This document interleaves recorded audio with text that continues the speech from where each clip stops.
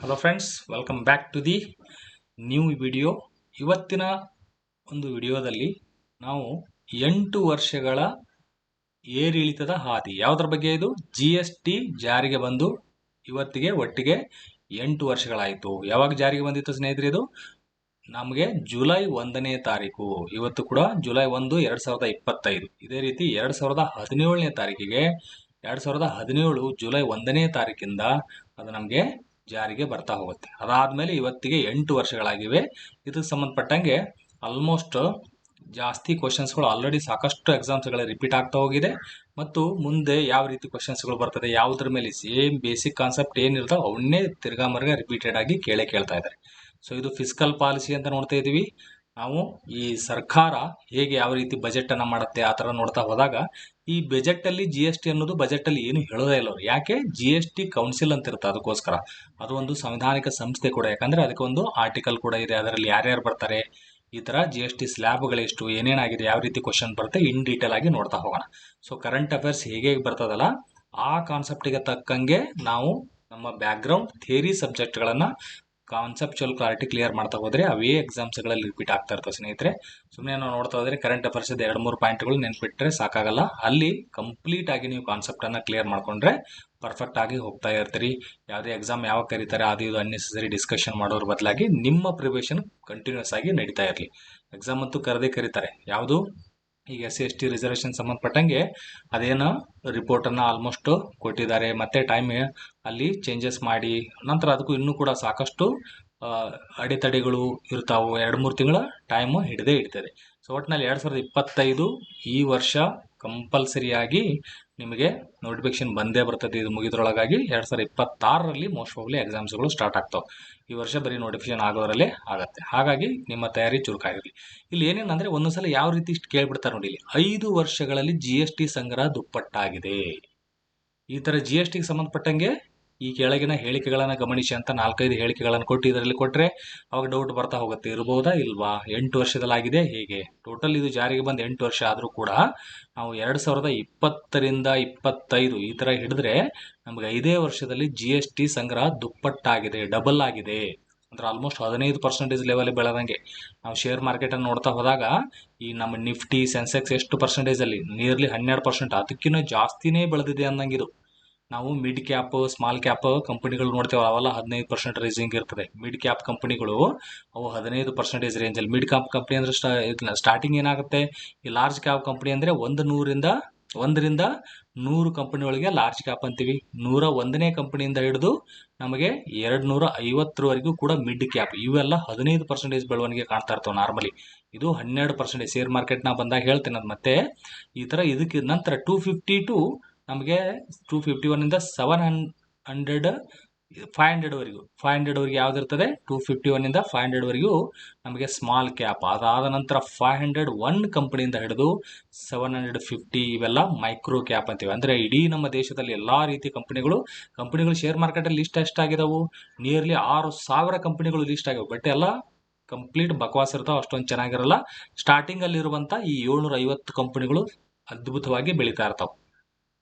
Okay, total 6000 company ಇದೆ ಅಂತೀವಲ್ಲ, ನಮ್ಮ ಈ ಟಾಪ್ 5 ಕಂಪನಿ ತಗೊಂಡ್ರು ಕೂಡ ಈ ಮಿಕ್ಕಿದ 6000 ಕಂಪನಿ ಎಲ್ಲವನ್ನು ಸೇರಿಸಿದ್ರು 2 ಈಕ್ವಲ್ ಆಗ್ತದೆ. ಅಥವಾ ಅದನ್ನ ಬೀಟೇ ಮಾಡೋಕ್ಕಾಗಲ್ಲ, ಅಷ್ಟೊಂದು ಕಂಪನಿ. ಇವೆಲ್ಲ ಕಂಪನಿಗಳು ಶೇರ್ ಮಾರ್ಕೆಟ್ ಹೇಗೆ ಬೆಳೀತಾ ಇದೆ, ಇದು GST ಇದರಿಂದನೂ ಕೂಡ ಗೊತ್ತಾಗ್ತಾ ಹೋಗುತ್ತೆ. ಹೇಗೆ GST ಜಾಸ್ತಿ ಸಂಗ್ರಹಣ ಆಗ್ತಾ ಇದೆ ಅಂದ್ರೆ ಎಲ್ಲಾ ಈ ಗೂಡ್ಸ್ ಅಂಡ್ ಸರ್ವಿಸ್ಗಳು ಸೇಲ್ ಆಗ್ತಾ ಇದೆ, ಕಂಪನಿಗಳು ಬೆಳೀತಾ ಇದೆ, ನಮ್ಮ ಶೇರ್ ಮಾರ್ಕೆಟ್ ಬೆಳೀತಾ ಇದೆ, ನಿಮ್ಮ ವೆಲ್ತ್ ಕೂಡ ಜಾಸ್ತಿ ಬೆಳೀತಾ ಹೋಗ್ತದೆ, ಅದು ಕೂಡ 15% ರೇಂಜ್ ಅಲ್ಲಿ. ಸೊ ಇಲ್ಲಿ ಏನ್ ನೆನ್ಪಿಡ್ಬೇಕು ನೀವು, 5 ವರ್ಷಗಳಲ್ಲಿ GST ಸಂಗ್ರಹ ದುಪ್ಪಟ್ಟಾಗಿದೆ, ಇದೊಂದು ಪಾಯಿಂಟ್ ಇರಲಿ. ಮತ್ತೆ GST ಸ್ಲ್ಯಾಬ್ಗಳು ಯಾವ್ಯಾವು ಅಂತ ಕೇಳ್ತಾರೆ.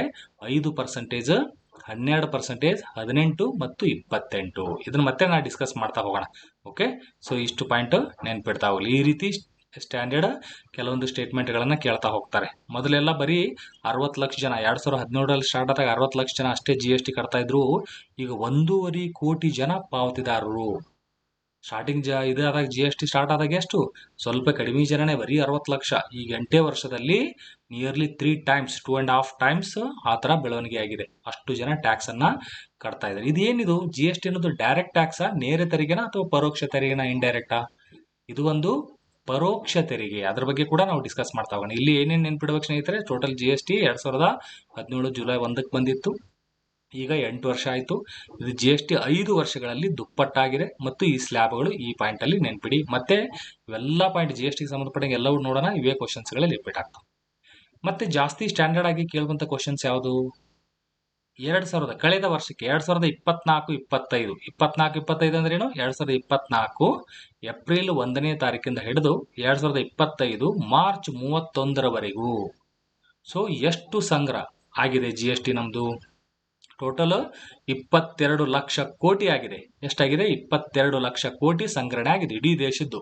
ಬಟ್ ಯಾವ ರಾಜ್ಯ ಹೈಯೆಸ್ಟ್ ಇದೆ ಮತ್ತು ಎಷ್ಟಿದೆ ಆ ರೀತಿ ಕೂಡ ಕ್ವಶನ್ ಕೇಳ್ಬೋದು. ನಮಗೆ ಹೈಯೆಸ್ಟ್ ಇರೋದು ಯಾವುದು? ಯಾವಾಗಲೂ ಮಹಾರಾಷ್ಟ್ರನೇ ಇರ್ತದೆ. ಅದಕ್ಕೆ ಈಗ ನಮ್ಮ ರಾಜ್ಯಗಳಲ್ಲಿ ಪೈಪೋಟಿ ಇದೆ. 1 ಟ್ರಿಲಿಯನ್ ಎಕನಾಮಿ ಯಾರು ಫಸ್ಟ್ ರೀಚ್ ಆಗೋದು? ನಮ್ಮ ದೇಶ ಏನಾಯ್ತು, 4 ಟ್ರಿಲಿಯನ್ ಎಕನಾಮಿ ರೀಚ್ ಆಯ್ತು ಸ್ನೇಹಿತರೆ. ಈಗ 2025ರಲ್ಲಿ $4 ಟ್ರಿಲಿಯನ್ ಅಷ್ಟು ಎಕನಾಮಿ ಆಗಿದೆ. ಬಟ್ ಇಂಡಿವಿಜುವಲ್ ಒಂದೊಂದೇ ರಾಜ್ಯಗಳು ಗುರಿಯನ್ನು ಇಟ್ಕೊಂಡವು. ನಾವು 1 ಟ್ರಿಲಿಯನ್ ಎಕನಾಮಿ ಮಾಡ್ತೀವಿ ಅಂತ ಗುರಿ ಇಟ್ಕೊಂಡವು. ಅದನ್ನ ರೀಚ್ ಆಗಕ್ಕೆ ಕೆಪಾಸಿಟಿ ಇರುವಂತದ್ದು ಯಾವುದು?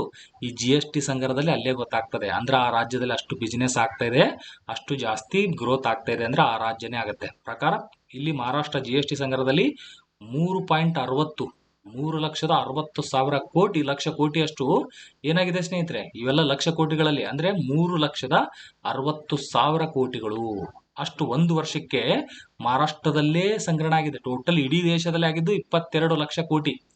ಅದರಲ್ಲಿ 3.5 ಲಕ್ಷ ಕೋಟಿಯಷ್ಟು ಬರೀ ಮಹಾರಾಷ್ಟ್ರದಲ್ಲಿದೆ. ಸೆಕೆಂಡ್ ನಮ್ಮ ರಾಜ್ಯ ಇದೆ. ಇದು ಕೂಡ ಪಾಯಿಂಟ್ ಪಕ್ಕಾ ನೆನ್ಪಿಡ್ಬೇಕು, ಕೇಳ್ತಾರೆ.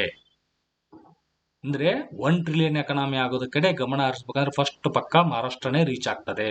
ನಮ್ಗೆ ತುಂಬಾ ಫಾಸ್ಟ್ ಆಗಿ ಹೋಗ್ತಾ ಇದಾರೆ ಅವರು. ಅಲ್ಲಿ ಟೂರಿಸಂ ಜಾಸ್ತಿ ಡೆವಲಪ್ಮೆಂಟ್ ಮಾಡ್ತಾ ಇದಾರೆ. ಇನ್ಫ್ರಾಸ್ಟ್ರಕ್ಚರ್ ರೋಡ್ಗಳೆಲ್ಲ ಆಗ್ತಾ ಇದಾವು. ಸೊ ಜಾಸ್ತಿ ಕಂಪನಿಗಳು ಬಟ್ ನಮ್ಮ ಕರ್ನಾಟಕ ಸ್ವಲ್ಪ ಪಾಲಿಟಿಕ್ಸ್ ಇದರಿಂದ ತುಂಬಾ ಹಿಂದೆ ಉಳಿತಾ ಇರ್ತದೆ. ಯಾವುದೇ ರೀತಿ ಇನ್ಫ್ರಾಸ್ಟ್ರಕ್ಚರೇ ಮಾಡ್ತಾ ಇಲ್ಲ, ಟೂರಿಸಂ ಜಾಸ್ತಿ ಇಂಪಾರ್ಟೆನ್ಸೇ ಕೊಡ್ತಾ ಇಲ್ಲ. ಹಾಗಾಗಿ 1 ಟ್ರಿಲಿಯನ್ ಫಸ್ಟ್ ಆಗಕ್ಕೆ ಸಾಧ್ಯನೇ ಇಲ್ಲ ಕರ್ನಾಟಕ, ಬಿಕಾಸ್ ಆಫ್ ಪಾಲಿಟಿಕ್ಸ್ ಅಷ್ಟೇ. ಬಟ್ ಕರ್ನಾಟಕದಂತ ರಾಜ್ಯ ಇಡೀ ದೇಶದಲ್ಲಿ ಎಲ್ಲಿ ಸಿಗಕ್ಕೆ ಸಾಧ್ಯನೇ ಇಲ್ಲ. ಅಷ್ಟು ಅದ್ಭುತವಾಗಿ ಜಿಯೋಗ್ರಫಿಕಲ್ ಆಗಲಿ, ಎನ್ವೈರ್ಮೆಂಟ್ ಆಗಲಿ, ಸ್ಕಿಲ್ಫುಲ್ ಆಗಲಿ ಎಲ್ಲ ಕಡೆ ಚೆನ್ನಾಗಿದೆ. But because of political reasons ಅಷ್ಟು ಫಾಸ್ಟ್ ಆಗಿ ಹೋಗ್ತಾ ಇಲ್ಲ. ಬಟ್ ನೋಡಿ ಮಹಾರಾಷ್ಟ್ರ ಎಷ್ಟು, ಅದರಲ್ಲಿ ಕೂಡ ಮಳೆಗಾಡು ಪ್ರದೇಶ, ಗುಡ್ಡಗಾಡು ಪ್ರದೇಶ ಅಲ್ಲಿ ಕೂಡ ಜಾಸ್ತಿ ಇದೆ. ಆದ್ರೂ ಕೂಡ ಅವರು ಫಾಸ್ಟ್ ಆಗಿ ಬೆಳೀತಾ ಇದ್ದಾರೆ. ನಾವು ಬೆಳಿಬೋದಿತ್ತು, ಬಿಕಾಸ್ ಆಫ್ ಪೊಲಿಟಿಕಲ್ ವಿಲ್ ಅದು ಹಿಂದೆ ಉಳಿತಾ ಇದೆ. ಇರ್ಲಿ, ಎಕ್ಸಾಮ್ ಅಲ್ಲಿ ಏನ್ ನೆನ್ಪಿಡ್ಬೇಕು? ಹೈಯೆಸ್ಟ್ ಯಾವುದು? ಮಹಾರಾಷ್ಟ್ರ. ಸೆಕೆಂಡ್ ಯಾವುದು? ಕರ್ನಾಟಕ. ಥರ್ಡ್ ಗುಜರಾತ್. ಫೋರ್ತ್ ತಮಿಳುನಾಡು. 5 ಹರಿಯಾಣ. ಇಷ್ಟು ಸ್ವಲ್ಪ 5 ರಾಜ್ಯಗಳು ನೆನ್ಪಿಡ್ಲೇಬೇಕು. ನೀವು 1, 2, 3 ಅಟ್ಲೀಸ್ಟ್ ಈ 3 ಆದ್ರೂ ಪಕ್ಕಾ ನೆನ್ಪಿಡಿ. ಒಂದೊಂದ್ಸಲ ಏನ್ ಕೇಳ್ಬಿಡ್ತಾರೆ, ಈ ಟಾಪ್ 5 ರಾಜ್ಯಗಳಲ್ಲಿ ಯಾವ್ದು ಇಲ್ಲ ಅಥವಾ ಟಾಪ್ 3 ರಾಜ್ಯಗಳಲ್ಲಿ GST ಸಂಗ್ರಹಣೆಯಲ್ಲಿ ಯಾವ ರಾಜ್ಯ ಇಲ್ಲ ಅಂತ 4 ಆಪ್ಷನ್ಸ್ ಕೊಡ್ತಾರೆ ನಿಮಗೆ. ಅಥವಾ ಇಲ್ಲಿ ಟಾಪ್ 5 ರಾಜ್ಯಗಳಲ್ಲಿ ಯಾವ್ಯಾವ ಅಂತ ಆಪ್ಷನ್ ಎ ಅಲ್ಲಿ ಬೇರೆ ಬೇರೆ ರಾಜ್ಯಗಳು ಕೊಡ್ತಾ ಹೋಗ್ತಾರೆ. ನೋಡಿ, ದೆಹಲಿಯಲ್ಲಿ ಟಾಪ್ ಅಲ್ಲಿ ಇಲ್ಲ. ಒಂದೊಂದ್ಸಲ ಇದನ್ನ ಕನ್ಫ್ಯೂಸ್ ಮಾಡಕ್ಕೆ ಇದನ್ನೇ ಸೇರಿಸ್ತಾ ಇರ್ತಾರೆ. ಉತ್ತರ ಪ್ರದೇಶ ಟಾಪ್ 5 ಇಲ್ಲ, 6th ಅಲ್ಲಿ ಬರ್ತದದು. ಅದಕ್ಕಿಂತ ಜಾಸ್ತಿ ಹರಿಯಾಣ. ಏರಿಕೆ ಅಥವಾ ಇಳಿಕೆ ಕರ್ಮಲ್ಲಿ ಬರೀರಿ ಅಂದಾಗ ಉತ್ತರ ಪ್ರದೇಶ ದೊಡ್ಡ ರಾಜ್ಯ ಇದೆ, ಮೋಸ್ಟ್ಲಿ ಅದು ಜಾಸ್ತಿ ಇರ್ಬೋದೇನೋ, ಹಂಗಿಲ್ಲ. ಅದಕ್ಕಿಂತ ಜಾಸ್ತಿ ಹರಿಯಾಣ ಇದೆ, ಗುರುಗಾಂವ್ ಇದೆ. ಅಲ್ಲಿ ಎಲ್ಲ ಗುರುಗಾಂವ್ ಆ ಕಡೆ ಅವ್ರ ಕಂಟ್ರೋಲ್ ಬಂದ್ಬಿಡ್ತದೆ ಹರಿಯಾಣ. ತಮಿಳುನಾಡು ನೋಡಿ ಎಷ್ಟು ಚೆನ್ನಾಗಿ ಅದು ಕೂಡ GST ಸಂಗ್ರಹಣೆ ಮಾಡ್ತಾ ಇದೆ. ಗುಜರಾತ್ ಇದೆ ಫಸ್ಟ್, ಮಹಾರಾಷ್ಟ್ರ, ನಂತರದಲ್ಲಿ ಕರ್ನಾಟಕ, ಗುಜರಾತ್, ತಮಿಳುನಾಡು. ಸ್ಟಾರ್ಟಿಂಗ್ 4 ಏನಿದಾವಲ್ಲ ಸ್ನೇಹಿತರೆ, ಇವೆಲ್ಲ ಕೋಸ್ಟಲ್ ಸ್ಟೇಟ್ಗಳೇ. ಕೋಸ್ಟಲ್ ಎಲ್ಲ ಇದಕ್ಕೆ ಕೋಸ್ಟಲ್ ಇದ್ರೆ ಅದು ನಮ್ಮ GDPಯಲ್ಲಿ ತುಂಬಾ ಹೆಲ್ಪ್ ಆಗ್ತದೆ. GDP ಬೆಳವಣಿಗೆ ಆತಂದ್ರೆ ನಮ್ಮ GST ಸಂಗ್ರಹಣೆ ಆಗೋದ್ರಿಂದನೇ ಅದು ಆಗ್ತದಲ್ಲ. ಹಾಗಾಗಿ ನೋಡಿ, ಮಹಾರಾಷ್ಟ್ರ ಕೋಸ್ಟಲ್ ಇದೆ, ಕರ್ನಾಟಕ, ಗುಜರಾತ್, ತಮಿಳುನಾಡು, ಈ 4 ರಾಜ್ಯ ಕೋಸ್ಟಲ್ ರಾಜ್ಯಗಳಿದಾವೆ. ಅಟ್ಲೀಸ್ಟ್ ಆ ತರ ಆದ್ರೂ ನೆನ್ಪಿಡಿ. ಸ್ಟಾರ್ಟಿಂಗ್ 4 ಇರೋದು ಕೋಸ್ಟಲ್ ರಾಜ್ಯಗಳು ಇದಾವು. ಆ ತರ ಇದ್ದಾಗ ಏನಾಗುತ್ತೆ, ಇದು ಯಾವ್ದಾದ್ರು ಮಧ್ಯದಲ್ಲಿ ಸೇರಿಸಿದ್ರೆ ಎಸ್ ಇದು ಪಕ್ಕ ಅಲ್ಲ ಅಂದ್ರೆ ಅಟ್ಲೀಸ್ಟ್ ಅದಾದ್ರೂ ಐಡಿಯಾ ಇರ್ಬೇಕು ನಿಮಗೆ. ಈ ರೀತಿ ನೀವು ಲಾಜಿಕ್ ಆಗಿ ಒಂದಕ್ಕೊಂದು ಇಂಟರ್ಲಿಂಕ್ ಮಾಡ್ತಾ ಹೋದ್ರೆ ಪರ್ಫೆಕ್ಟ್ ಆಗಿ ಕಲಿತಾ ಹೋಗು. ಓಕೆ, ಸೊ ಇದು ಏರಿಕೆ ಇಳಿಕೆ ಕ್ರಮದಲ್ಲಿ ನೆನ್ಪಿಟ್ಕೊಳ್ಳಿ ಸ್ನೇಹಿತರೆ. ಟಾಪ್ 5 ಇಷ್ಟು ನೆನ್ಪಿಡಬೇಕು. ನಂತರದಲ್ಲಿ ಉತ್ತರ ಪ್ರದೇಶ, ದೆಹಲಿ ಇಷ್ಟು ನೆನ್ಪಿಟ್ರಂತೂ ಪಕ್ಕಾ ಪರ್ಫೆಕ್ಟ್ ಇದೇ ಕ್ವಶನ್ ಕೇಳ್ತಾರೆ. ಕರ್ನಾಟಕದ ಎಕ್ಸಾಸ್ಟ್ ಎಷ್ಟು ಅಂದ್ರೆ ಸ್ವಲ್ಪ ನೆನ್ಪಿಡಿ. 1,60,00,000. ಒಂದು ವರ್ಷಕ್ಕೆ ಎಷ್ಟು ಕಲೆಕ್ಷನ್ ಆಗಿದೆ? ಇದು ಹೈಯೆಸ್ಟ್ ನೋಡಿ, ಅದ್ರ ಡಬಲ್ಕಿನ ಜಾಸ್ತಿ ಇದೆ ನೋಡಿ ಫಸ್ಟ್ ರ್ಯಾಂಕ್ ಇದ್ದವ್ರು. ನಂತರ ಸೆಕೆಂಡ್, ಥರ್ಡ್ ಎಲ್ಲ ಹತ್ರ. ಸೆಕೆಂಡ್ ನಾವು ತುಂಬಾ ದೂರ ಇದೀವಿ. ಥರ್ಡ್, ಫೋರ್ತ್ ನೋಡಿ ಎಲ್ಲೆಲ್ಲ ಹತ್ರದಲ್ಲೇ ಇರ್ತಾರೆ.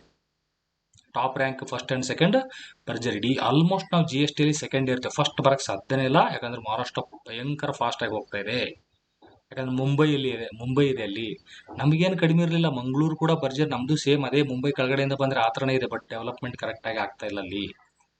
ನಮ್ಮ ಬೆಂಗಳೂರು ಇಡೀ ಜಗತ್ತಲ್ಲೇ ಕಂಡು ಬರುವಂಥದ್ದು ಬೆಂಗಳೂರು. ನಿಮಗೆ ಅಷ್ಟು ಈ ಥರ ಸರ್ವಿಸ್ ಸೆಕ್ಟರಲ್ಲಿ ನಂಬರ್ ಒನ್ ಇದೆ. ನಂತರ ಮೈಸೂರು ಡೆವಲಪ್ ಮಾಡ್ಬೋದು. ಎಷ್ಟೋ ಸಿಟಿಗಳಿದೆ ನಮ್ಮಲ್ಲಿ, ಧಾರವಾಡ ಆಗಿರ್ಬೋದು, ಈ ಥರ ಆ ಕಡೆ ಕಲಬುರಗಿ, ಈ ಥರ ಈಗೆಲ್ಲ ಬಿಜಾಪುರ, ಈ ಥರ ಪ್ರತಿಯೊಂದು ಶಿವಮೊಗ್ಗಗಳು, ಇವೆಲ್ಲ ಏನು ಏರ್ಪೋರ್ಟ್ಗಳು ಜಾಸ್ತಿ ಆಗ್ತಾ ಇದಾವೆ, ಅವೆಲ್ಲ ಜಾಸ್ತಿ ಬೆಳೀತಾ ಇದಾವೆ. ಇನ್ನೂ ಸ್ಪೀಡ್ ಆಗಿದ್ರೆ ನಮ್ಮ ರಾಜ್ಯನೇ ಇಡೀ ನಮ್ಮ ದೇಶದಲ್ಲಿ ಫಸ್ಟ್ ಹಾಕಿತ್ತು. ಬಟ್ ಈಗ ಸೆಕೆಂಡ್ ಪ್ಲೇಸಿಗೆ ಬಂದಿದೆ. ಫಸ್ಟ್ ಬರೋಕ್ಕೆ ಸಾಧ್ಯನೇ ಇಲ್ಲ, ಯಾಕಂದ್ರೆ ಮಹಾರಾಷ್ಟ್ರ ತುಂಬ ಫಾಸ್ಟಾಗಿ ಹೋಗ್ತಾ ಇದೆ. ಓಕೆ, ಸೊ ಅದೇ ರೀತಿ ನೀವು ಕೂಡ ನಿಮ್ಮ ಫ್ರೆಂಡ್ಸ್ ಸರ್ಕಲ್ ಸ್ವಲ್ಪ ಈ ಥರ ಕಾಂಪಿಟೇಷನ್ ಇರಲಿ. ನಾವು ಕೂಡ ಈ ಥರ ತುಂಬ ಸ್ಟ್ರಾಂಗ್ ಆಗಿ ಕರ್ನಾಟಕದಿಂದ ಉಳಿದ್ರೆ ಏನಾಯ್ತು, ನೀವು ಬೆಳೀತಾ ಹೋಗಿ, ನೀವು ಅಲ್ಲಿ ಕೂಡ ಮಹಾರಾಷ್ಟ್ರ ಥರ ಫಸ್ಟ್ ಬರಬೇಕಲ್ಲಿ. ಓಕೆ, ಇದು ಕ್ಲಿಯರ್ ಆಯ್ತಾ? ಯಾವ ರೀತಿ 24, 25 ಆಲ್ಮೋಸ್ಟ್ 23, 24 ಕೂಡ ಇದೇ ರೇಂಜಲ್ಲಿ ಇರ್ತದೆ. ಸೊ ನಾರ್ಮಲಿ ಇದನ್ನೇ ಕೇಳ್ತಾರೆ. ಫಸ್ಟ್ ಮಹಾರಾಷ್ಟ್ರ, ನಂತರದಲ್ಲಿ ಕರ್ನಾಟಕ, ನಂತರ ಗುಜರಾತ್, ತಮಿಳುನಾಡು. ಅಂದರೆ ಸ್ಟಾರ್ಟಿಂಗ್ ಇರುವಂಥ 4 ಕೂಡ ಕೋಸ್ಟಲ್ ರಾಜ್ಯಗಳು, ಕರಾವಳಿ, ಅದಕ್ಕೆ ರಾಜ್ಯಗಳಿಗೆ ಕರಾವಳಿ ಅದು ಹತ್ತಿಕೊಂಡಿದೆ, ಆ ಥರ ನೆನ್ಪಿಟ್ಕೊಳ್ಳಿ. ನಂತರದಲ್ಲಿ ಬರುವಂಥದ್ದು ಹರಿಯಾಣ ಮತ್ತು ಉತ್ತರ ಪ್ರದೇಶ. Okay, right. ಇಲ್ಲಿ ಒಂದೊಂದ್ಸಲ ಬೇಸಿಕ್ ಆಗಿ ಸಾಕಷ್ಟು ಬಾರಿ ಏನು ಕೇಳ್ತಾರೆ, ಜಿ ಎಸ್ ಟಿಗೆ ಏನದ, ಅದಕ್ಕೆ ಇದು ಒಂದು ದೇಶ ಒಂದು ತೆರಿಗೆ ಅಂತ ಮಾಡಿದ್ರು. ಮೊದಲೇನಿತ್ತು, ಬೇರೆ ಬೇರೆ ಸಾಕಷ್ಟು ರೀತಿಯ ತೆರಿಗೆಗಳು, ಒಂದು ರಾಜ್ಯಕ್ಕೆ ಒಂದು ತೆರಿಗೆ, ಇನ್ನೊಂದು ರಾಜ್ಯದಲ್ಲಿ ಬೇರೆ, ಸೆಂಟ್ರಲ್ ಗೌರ್ಮೆಂಟ್ ಬೇರೆ. ಅದು ಬರೀ ಕ್ಯಾಲ್ಕುಲೇಷನ್ ಮಾಡಿ ಆ ಕಂಪ್ನಿ ಎಕನಾಮಿ ನಡ್ಸೋಕ್ಕೆ ಕಷ್ಟನೇ ಆಗ್ಬಿಡೋದು ಅವ್ರಿಗೆ. ಅದಕ್ಕೆ ಒಂದು ದೇಶಕ್ಕೆ ಒಂದೇ ತೆರಿಗೆ ಇರಲಿ, ಜಿ ಎಸ್ ಟಿ ಒಂದೇ ಇರಲಿ ಅಂತ ಮಾಡಿದ್ರು. ಸೊ ಬಟ್ ಹಲವು ವಸ್ತುಗಳು ಮತ್ತು ಸೇವೆಗಳನ್ನು ಈ ಜಿ ಎಸ್ ಟಿ ಹೊರಗಿದಾವೆ. ಅದನ್ನು ಕ್ವಶನ್ ಕೇಳ್ತಾರೆ ಎಕ್ಸಾಮಲ್ಲಿ. ಯಾವ್ದಾವ್ದು ಇದೆ ಹೊರಗೆ ಹಾಕಿದ್ರೆ ಇದನ್ನು ಕೇಳ್ತಾರೆ, ಪಕ್ಕ ನೆನ್ಪಿಡ್ಬೇಕು. ಪೆಟ್ರೋಲು, ನೀವೆಲ್ಲ 2 ವೀಲರ್ ಕಾರ್ಗಳನ್ನು ಹೋಗಿ ಪೆಟ್ರೋಲ್ ಎಲ್ಲ ಹಾಕ್ಸ್ತಾ ಇರ್ತಾರಲ್ಲ, ಅದು ಜಿ ಎಸ್ ಟಿ ವ್ಯಾಪ್ತಿಯಲ್ಲಿ ಬರೋದಿಲ್ಲ. ಡೀಸೆಲ್, ಅದು ಕೂಡ ಜಿ ಎಸ್ ಟಿ ವ್ಯಾಪ್ತಿಯಲ್ಲಿ ಬರೋದಿಲ್ಲ. ಓಕೆ, ಪೆಟ್ರೋಲ್, ಡೀಸೆಲ್ ಇದಕ್ಕೇನು ಹಾಕ್ತಾರೆ, ವ್ಯಾಟ್ ಆಗಿ. ಇನ್ನೂ ಕೂಡ ವ್ಯಾಟ್ ಇದೆ, ವ್ಯಾಟ್ ಕಂಪ್ನಿ ತೆಗೆದು ಹಾಕಿಲ್ಲ. ಸ್ಟೇಟ್ ಗೌರ್ಮೆಂಟ್ನವರು ಹಾಕ್ತಾರೆ, ಸೆಂಟ್ರಲ್ ಗೌರ್ಮೆಂಟ್ನವರು ಹಾಕ್ತಾರೆ. ಎಷ್ಟು ಹಾಕ್ತಾರೆ ಪರ್ಸೆಂಟೇಜ್ ಗೊತ್ತಾ? 160% ಟ್ಯಾಕ್ಸ್ ಹಾಕ್ತಾರೆ. ಅಂದ್ರೆ ಅದ್ರ ಬೆಲೆ 100 ರೂಪಾಯಿ ಇತ್ತಂದ್ರೆ 160 ರೂಪಾಯಿ ಟ್ಯಾಕ್ಸ್ ಹಾಕಿ 260 ರೂಪಾಯಿ, ಆ ಥರ ಲೆಕ್ಕ. ನಿಜವಾಗ್ಲೂ ಪೆಟ್ರೋಲ್ ಬೆಲೆ ಎಷ್ಟಿರುತ್ತೆ ಗೊತ್ತಾ? ಬರೀ 30 ರೂಪಾಯಿ ಇರ್ತದೆ. ಟ್ಯಾಕ್ಸ್ ಎಲ್ಲ ಹಾಕಿ 100 ರೂಪಾಯಿ ಮುಟ್ಟಿಸಿರ್ತಾರೆ ಅದನ್ನ. ಕೇಂದ್ರ ಮತ್ತು ರಾಜ್ಯಗಳು ಇಬ್ಬರು ಭಯಂಕರ ಪೈಪೋಟಿಯಲ್ಲಿ ಟ್ಯಾಕ್ಸ್ ಹಾಕ್ತಾ ಇದ್ದಾರೆ.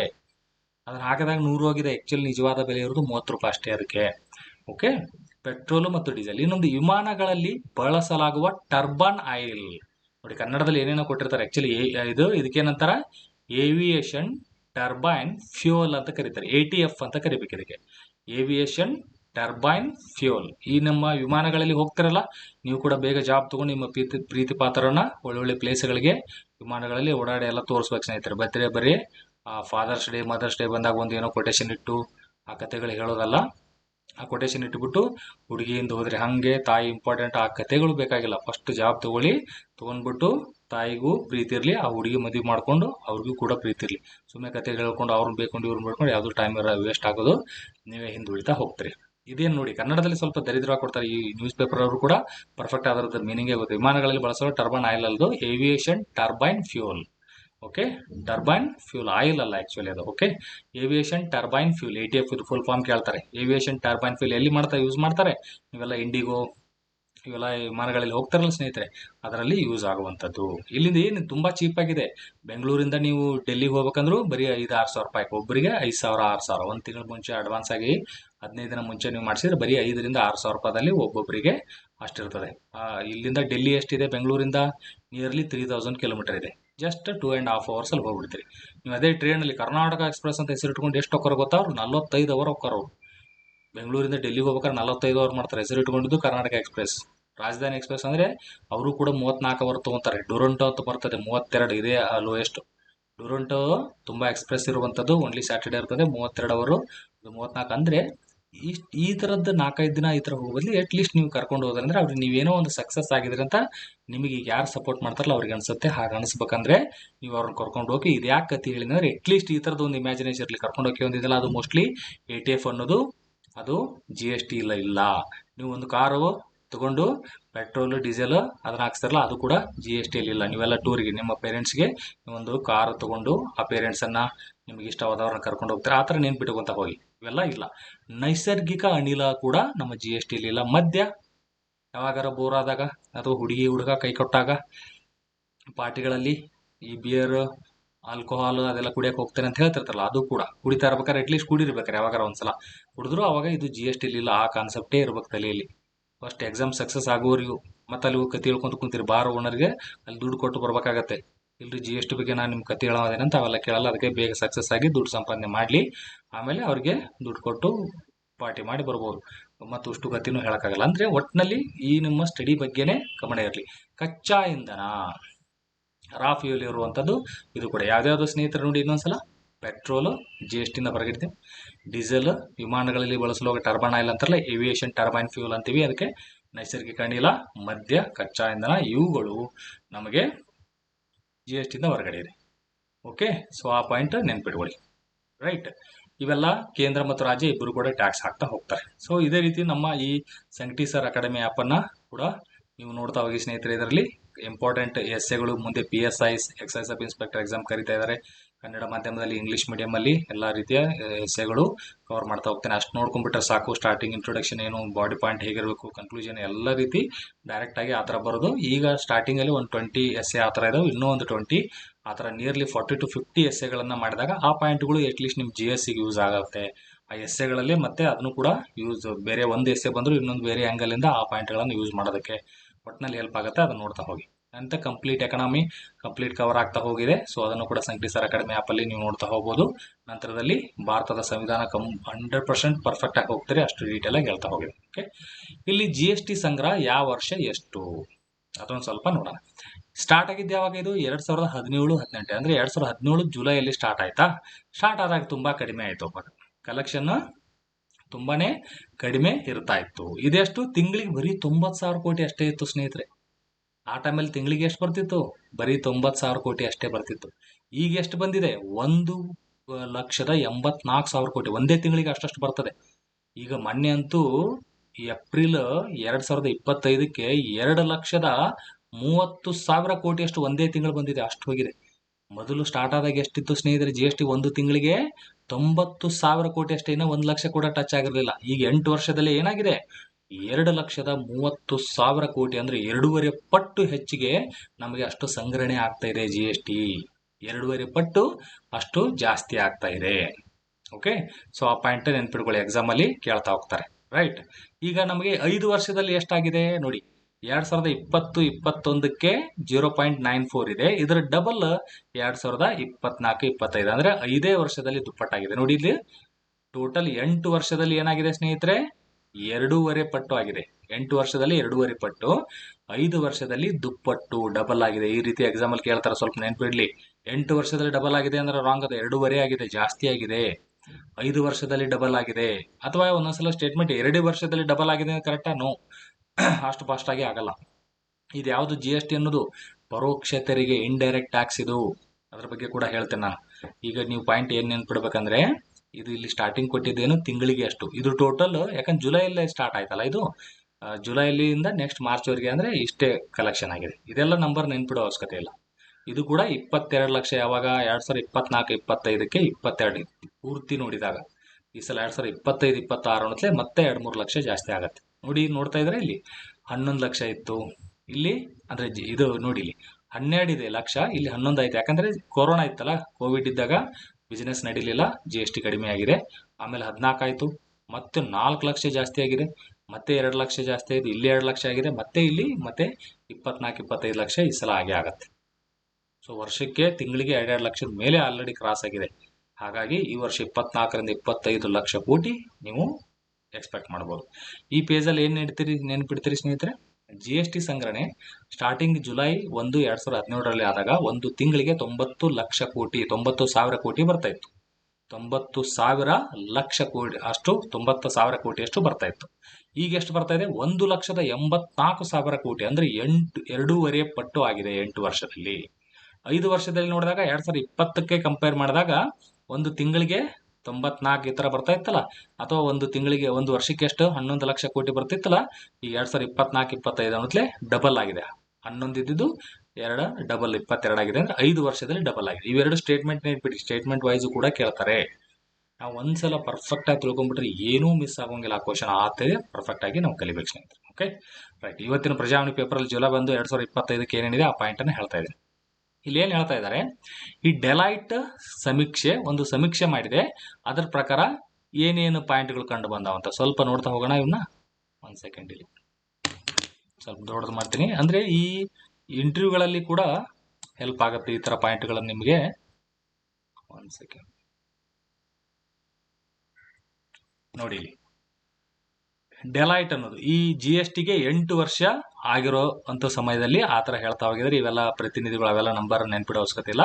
ಸಕಾರಾತ್ಮಕ ಅಭಿಪ್ರಾಯ ಇದೆಯಲ್ಲ, ಇದನ್ನ ನೀವು ಎಸ್ಸೆಗಳಲ್ಲಿ ಇಂಟರ್ವ್ಯೂಗಳಲ್ಲಿ ಹೇಳ್ತಾ ಹೋಗ್ಬೋದು. ತೆರಿಗೆ ಪ್ರಕ್ರಿಯೆ ಸರಳಗೊಳಿಸಿ ಹೆಚ್ಚು ಪಾರದರ್ಶಕ ಅಳವಡಿಸಿಕೊಂಡಿರೋದ್ರಿಂದ ಈ ತರ ಆಗಿದೆ. ಒಟ್ಟಾರೆ ತೆರಿಗೆ ಹೊರೆಯನ್ನು ತಗ್ಗಿಸಲು ಇನ್ಪುಟ್ ಟ್ಯಾಕ್ಸ್ ಕ್ರೆಡಿಟ್ ಅನ್ನ ಕೊಟ್ಟಿದ್ದಾರೆ. ಏನಿದು input tax credit? Actually ITC ಅನ್ನೋದು ಒಂದು ಶೇರ್ ಇದೆ, ಅದು ತುಂಬಾ ಆಕ್ಚುಲಿ ಲಾರ್ಜ್ ಕ್ಯಾಪ್ ಕಂಪನಿ, ಅದು ತುಂಬಾ ಡಿವಿಡೆಂಡ್ ಜಾಸ್ತಿ ಕೊಡುತ್ತೆ ಶೇರ್ ಮಾರ್ಕೆಟ್ ಅಲ್ಲಿ. ಜಾಸ್ತಿ ಜನ ನಿಮ್ಮ ತಂದೆ ತಾಯಿ, ನಿಮ್ಮ ಅಜ್ಜ ಅವ್ರನ್ನೆಲ್ಲ ಕೇಳಿದ್ರೆ ಸಾಕು, ITCಯಲ್ಲಿ ಆವಾಗಿನ ಎಷ್ಟು 1974 ಆ ಥರ ಟೈಮಲ್ಲಿ ITC ಕತೆ ಹೆಂಗೆ ಹೇಳ್ತಾರಂದ್ರೆ, 1,000 ರೂಪಾಯಿ 1980ರಲ್ಲಿ ಅನ್ಕೊಳ್ಳಿ, 1980ರಲ್ಲಿ 1,000 ರೂಪಾಯಿ ಈ ಶೇರ್ ಅಲ್ಲಿ ಹಾಕಿದ್ರೆ ಈಗಿನ ಅದರ ಬೆಲೆ ಎಷ್ಟಾಗಿದೆ ಗೊತ್ತಾ? ಈ ಶೇರಿನ ಬೆಲೆ 1,000 ರೂಪಾಯಿ ಹಾಕಿದಾಗ ಅವಾಗ 333 ಶೇರ್ ಬರ್ತಿದ್ದು, ಅಷ್ಟು ಕಡಿಮೆ ಇತ್ತು. ಈಗ ಅದೆಲ್ಲ ಡಿವಿಡೆಂಡ್ ಸ್ಪ್ಲಿಟ್ ಎಲ್ಲ ಆ ಥರ ಆಗಿ ಈಗ ಸದ್ಯಕ್ಕೆ 1,000ದ ಬೆಲೆ ನಿಮಗೆ 3 ಕೋಟಿ ರೂಪಾಯಿ ಆಗಿದೆ. ಶೇರ್ ಮಾರ್ಕೆಟ್ ಅಷ್ಟು ಪವರ್ಫುಲ್ ಆಗಿರ್ತದೆ. ಆಗ ಹೇಳ್ತಿರ್ತಾರೆ ನೋಡಿ, ಅವಾಗ ನಮ್ಮ ಅಜ್ಜ ಒಂದು ಜಮೀನು ತಗೊಂಡಿದ್ದ, ಈಗ ಅಷ್ಟಾಗಿದೆ ಅಂತಿರಲ್ಲ, ಬರೀ ಆ ಟೈಮಲ್ಲಿ ಜಮೀನು ಬದಲಾಗಬೇಕಾದ್ರೆ ಇಲ್ಲಿ 1,000 ಹಾಕಿದ್ರೆ 3 ಕೋಟಿ. ಈಗಲೂ ಕೂಡ ಇವತ್ತೇ ಈ ITCಯಲ್ಲೇ ಬೇಕಾರೆ 1 ಲಕ್ಷ ಹಾಕಿದ್ರೆ ಅವಾಗ ಮತ್ತೆ ನಿಮ್ಮ ಮೊಮ್ಮಕ್ಕಳು ಕೂಡ ಕತೆ ಹೇಳ್ತಾ ಇದ್ರು. ನಮ್ಮ ಅಜ್ಜ ಅಜ್ಜಿ ಅವರು ಈಗ ಸಂಕಟಿ ಸರ್ ಪಾಠ ಕೇಳಿ ಹಿಂಗಿದೆ, ಜಾಬ್ ಬಂದ್ಮೇಲೆ ಹಿಂಗೆ ಹಾಕಿದ್ರು, ಈಗ ಇಷ್ಟ ಆಗಿದೆ. ನೀವು ಎಲ್ಲೇ 1 ಲಕ್ಷ ಎಲ್ಲೆಲ್ಲೋ ಖರ್ಚು ಮಾಡ್ತೀರಿ, ಆ ಥರದ್ದು ಹಾಕಿದ್ರಿ. ಜಾಬ್ ಬಂದ ತಕ್ಷಣ ಈಗ ನೀವು PSI ಆದರೆ ಫಸ್ಟ್ ಸ್ಟಾರ್ಟಿಂಗ್ ಪೇಮೆಂಟೇ ನಿಮಗೆ 75-80 ಸಾವಿರ ಇರ್ತದೆ. ಈಗ ನೀವು PSI ಎಕ್ಸಾಮಿಗೆ ಕರೆದು ವಾಪಸ್ ಜಾಯ್ನ್ ಆಗಿ ಟ್ರೈನಿಂಗ್ ಮುಗಿಸಿ ಎಲ್ಲ ಬರುತ್ತೆ, ಇನ್ನೊಂದು ಪೇ ಕಮಿಷನ್ ಬಂದೇ ಬಿಡ್ತದೆ. ಆವಾಗ 1 ಲಕ್ಷದ ಮೇಲೇನೆ ಇರ್ತದೆ. ಅದು ಫಸ್ಟ್ ಪೇಮೆಂಟ್ ನೀವು ಅಲ್ಲೇ ಯಾವುದೋ ಶೇರ್ ಮಾರ್ಕೆಟ್ಗೆ ಹಾಕಿದ್ರೆ ಭಯಂಕರ ದುಡ್ಡು ಬರುತ್ತೆ. ಎಷ್ಟು ಗೌರ್ಮೆಂಟ್ ಜಾಬ್ ಇದ್ದಾರೆ ಎಷ್ಟು ಪರ್ಸೆಂಟೇಜ್ ಹಾಕ್ಬೋದು ಅವೆಲ್ಲ ಹೇಳ್ತೀನಿ ನಿಮ್ಗೆ ಆಮೇಲೆ, ಒಂದು ಐಡಿಯಾ ಇರಲಿ ಅಷ್ಟೇ ನಿಮಗೆ. ಇಲ್ಲಿ ಏನಾಗ್ತಾ ಇದೆ ನೋಡಿ, ಮತ್ತೇನು ಕೇಳ್ತಾರೆ, ಈ ಥರ ಮೇನ್ಸ್ ಪಾಯಿಂಟ್ ಆಫ್ ಅಲ್ಲಿ ಹೇಳ್ಬೋದು. ಹಳೆಯ ತೆರಿಗೆಗಳನ್ನು ಹೊಸ ವ್ಯವಸ್ಥೆಗೆ ತಂದಿರೋದು, ತೆರಿಗೆ ನಿಯಮ ಪಾಲನೆಗೆ ತಂತ್ರಜ್ಞಾನ ಯೂಸ್ ಮಾಡಿರೋದ್ರಿಂದ ಭಾಳ ಜನ ಬರ್ತಾರೆ. ಇಲ್ಲ ನಮ್ಮ ದೇಶದಲ್ಲಿ ತುಂಬಾ ತಪ್ಪಿಸ್ಕೊಂಡು ತೆರಿಗೆ ಕಳ್ಳತನ ಭಾಳ ಜನ ಮಾಡ್ತಾರೆ. ಇವೆಲ್ಲ ಟೆಕ್ನಾಲಜಿ ತಂದಾಗ ಮಾತ್ರ ಈ ಥರ ಜಾಸ್ತಿ ಕಲೆಕ್ಷನ್ ಆಗುತ್ತೆ. ದೇಶದ ಎಲ್ಲ ರಾಜ್ಯಗಳಲ್ಲೂ ಒಂದೇ ರೀತಿ ತೆರಿಗೆ ಪ್ರಕ್ರಿಯೆ ಜಾರಿ ಮಾಡಿದ್ರು, ಎಲ್ಲ ರಾಜ್ಯಗಳು ಒಪ್ಕೊಂಡು ಸರ್ಕಾರಿ ಪೋರ್ಟಲ್ ಸಂಪರ್ಕ ವ್ಯವಸ್ಥೆನ ಮಾಡಿದ್ರು. ಸೊ ಮತ್ತೆ ಇನ್ನೊಂದಿಷ್ಟು ಸಲಹೆ, ಇಷ್ಟೇ ಬರೆದು ಬಿಡುವಂಗಿಲ್ಲ, ಏನ್ ಮಾಡ್ಯಾರಂತ ಕತೆ ಹೇಳೋಕಿನ ಈ ರಫ್ತು ಉದಾರೀಕರಣಕ್ಕೆ ಕ್ರಮ ಕೈಗೊಳ್ಳಬೇಕು ಅಂದಾಗ ಇನ್ನೂ GST ಆಗುತ್ತೆ ಅಂತ ನಾವು ಲಾಸ್ಟ್ ಕನ್ಕ್ಲೂಷನ್ ಪಾಯಿಂಟ್ ಅಲ್ಲಿ ಇಂಥವೆಲ್ಲ ಬರೀಬೇಕು. GST ದರ ಇನ್ನೂ ಸರಳೀಕರಣ ಮಾಡಬೇಕು, ಆಡಳಿತದಲ್ಲಿ ಲೆಕ್ಕ ಪರಿಶೋಧನೆ ಮಾಡಬೇಕು, ಆಡಿಟಿಂಗ್ ಅನ್ನೋದಿರಬೇಕು. ಇನ್ನೂ ಕೂಡ ಎಷ್ಟೋ ಕಳ್ಳತನ ಆಗ್ತಾ ಇದೆ ಇದರಲ್ಲಿ. ಈಗ ರೀಸೆಂಟ್ ಆಗಿ ನೋಡಿದ್ರಲ್ಲ ಕರ್ನಾಟಕದಲ್ಲಿ ಈ ಇನ್ಕಮ್ ಯಾರು ನಮ್ಮ ಇದ್ರದ್ದೆಲ್ಲ ಜಾಬ್ ಕರೀತಾರೆ ನೋಡಿ, CTO commercial tax officer, CTI commercial tax inspector, ಅವರು ಕೂಡ ಬಂದು ಇಲ್ಲಿ GSTನೇ ನೋಡೋದು. ಅವರು ಮೊದಲು ಕಮರ್ಷಿಯಲ್ ಟ್ಯಾಕ್ಸ್ ಅಂತ ಆ ಥರ ಆಗ್ತಲ್ಲ, ನಮ್ಮ ಕರ್ನಾಟಕದ GST ಇದನ್ನ ಮಾಡೋದು ಅವರೇ. ಸೊ ಅವರು ಕೂಡ ಕಳ್ಳತನ ಮಾಡ್ತಾ ಇದ್ದಾರೆ ಸ್ವಲ್ಪ ಜನ. ಈಗ ನ್ಯೂಸ್ ಪೇಪರ್ ರೀಸೆಂಟ್ ಆಗಿತ್ತು, ಈ ಥರ ಯಾವುದು ನಾಗರಬಾವಿ ಇದರಲ್ಲಿ ಒಂದು ಕೆಫೆಯಲ್ಲಿ ದುಡ್ಡು ತಗೊಂತಾ ಇದ್ರು, ಹಿಡಿದ್ರು ಅಂತ ಆ ಥರ ಕತೆ ಬಂದಿತ್ತು ನೋಡಿ. ಇವೆಲ್ಲ GSTಗೆ ಸಂಬಂಧಪಟ್ಟಂಗೆ. ಯಾವುದು CTI ಕಮರ್ಷಿಯಲ್ ಟ್ಯಾಕ್ಸ್ ಇನ್ಸ್ಪೆಕ್ಟರ್ ಅಂತ ಗ್ರೂಪ್ C ಪೋಸ್ಟ್, ಅದು ನೀವು ಮುಂದೆ ಪ್ರಮೋಷನ್ ಆಗಿ CTO ಆಗ್ತದೆ. ಇದು KS ಪೋಸ್ಟ್ ಗ್ರೂಪ್ B ಆಗ್ತದೆ. ಇದಾದ್ಮೇಲೆ ACCT ಅಂತ group A post, KS direct ACCT assistant commissioner of commercial tax group A post. ಇದಾದ್ಮೇಲೆ ಮತ್ತೆ ಪ್ರಮೋಷನ್ ಆಗ್ತಾ ಹೋಗ್ತದೆ. ಓಕೆ, ಸೊ ಇವೆಲ್ಲ ನೀವು ಮೇನ್ಸ್ ಪಾಯಿಂಟ್ ಆಫ್ ವ್ಯೂ ಅಲ್ಲಿ ಎಸ್ಸೆಗಳಲ್ಲಿ ಇದೆಲ್ಲ ಬರೀಬೇಕು. ರೈಟ್, ಮತ್ತೇನೇನು ಮಾಡಿದ್ರು?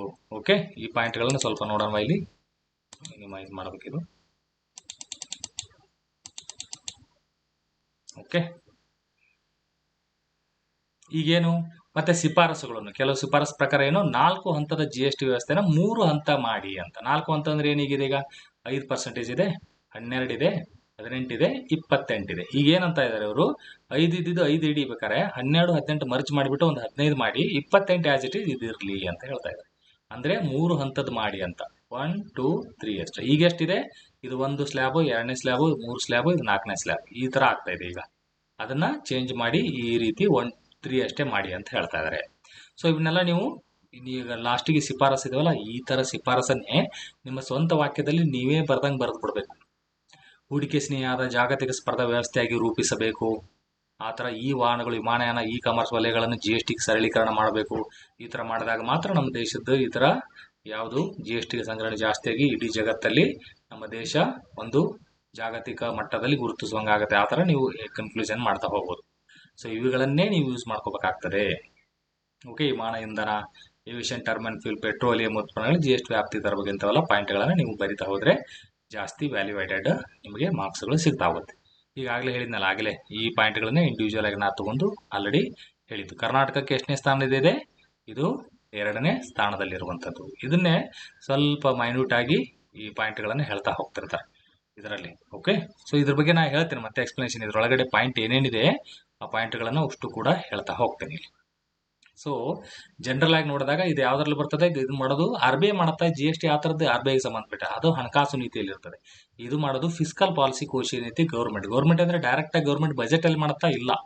ಬಜೆಟ್ ಅನ್ನಬಹುದು ಕೋಶೀಯ ನೀತಿ, ಅದರಲ್ಲಿ ಬಜೆಟ್ ಬರ್ತದೆ. ಬಟ್ ಇದರಲ್ಲಿ GST ಕೌನ್ಸಿಲ್ ಅಂತ ಇರ್ತದೆ, GST ಮಂಡಳಿ ಅವ್ರು ಮಾಡ್ತಾರೆ. ಹಾಗಾಗಿ ಬಜೆಟ್ ಅಲ್ಲಿ ನಿರ್ಮಲಾ ಸೀತಾರಾಮನ್ GST ಬಗ್ಗೆ ಒಂದು ಕಥೆನೂ ಹೇಳಲ್ಲ, ಅವರು GST ವರ್ಡೇ ಯೂಸ್ ಮಾಡಲ್ಲ. ಓಕೆ, ಇದು ಯಾವುದು GST ಹಾಗಂತ ಕೇಳ್ತಾರೆ. ಇದು GST ಅನ್ನೋದು ಪರೋಕ್ಷ ತೆರಿಗೆ, ಒಂದು ಇಂಡೈರೆಕ್ಟ್ ಟ್ಯಾಕ್ಸ್. ಇದು ಇಂಡೈರೆಕ್ಟ್ ಟ್ಯಾಕ್ಸ್ ಅಂದ್ರೆ ಡೈರೆಕ್ಟ್ ಅಲ್ಲ. ಅಂದ್ರೆ ಅದರ ಅರ್ಥ ಏನು? ಡೈರೆಕ್ಟ್ ಅಲ್ಲ ಅಂದ್ರೆ ಅರ್ಥ ಅಂದ್ರೆ, ಈಗ ನಿಮಗೆ 10 ಲಕ್ಷ ರೂಪಾಯಿ ಇನ್ಕಮ್ ಬರ್ತಾ ಇದೆ, ನೀವು ಇನ್ಕಮ್ ಟ್ಯಾಕ್ಸ್ ಕಟ್ಟಿದ್ರೆ ಅದೇನಾಗುತ್ತೆ? Direct tax. ಅಂದ್ರೆ ನೀವೇ ನಿಮ್ಮ ಹೆಸರಿನ ಮೇಲೆನೆ ಸರ್ಕಾರಕ್ಕೆ ಡೈರೆಕ್ಟ್ ಕಟ್ಟಿಬಿಡ್ತೀರಿ.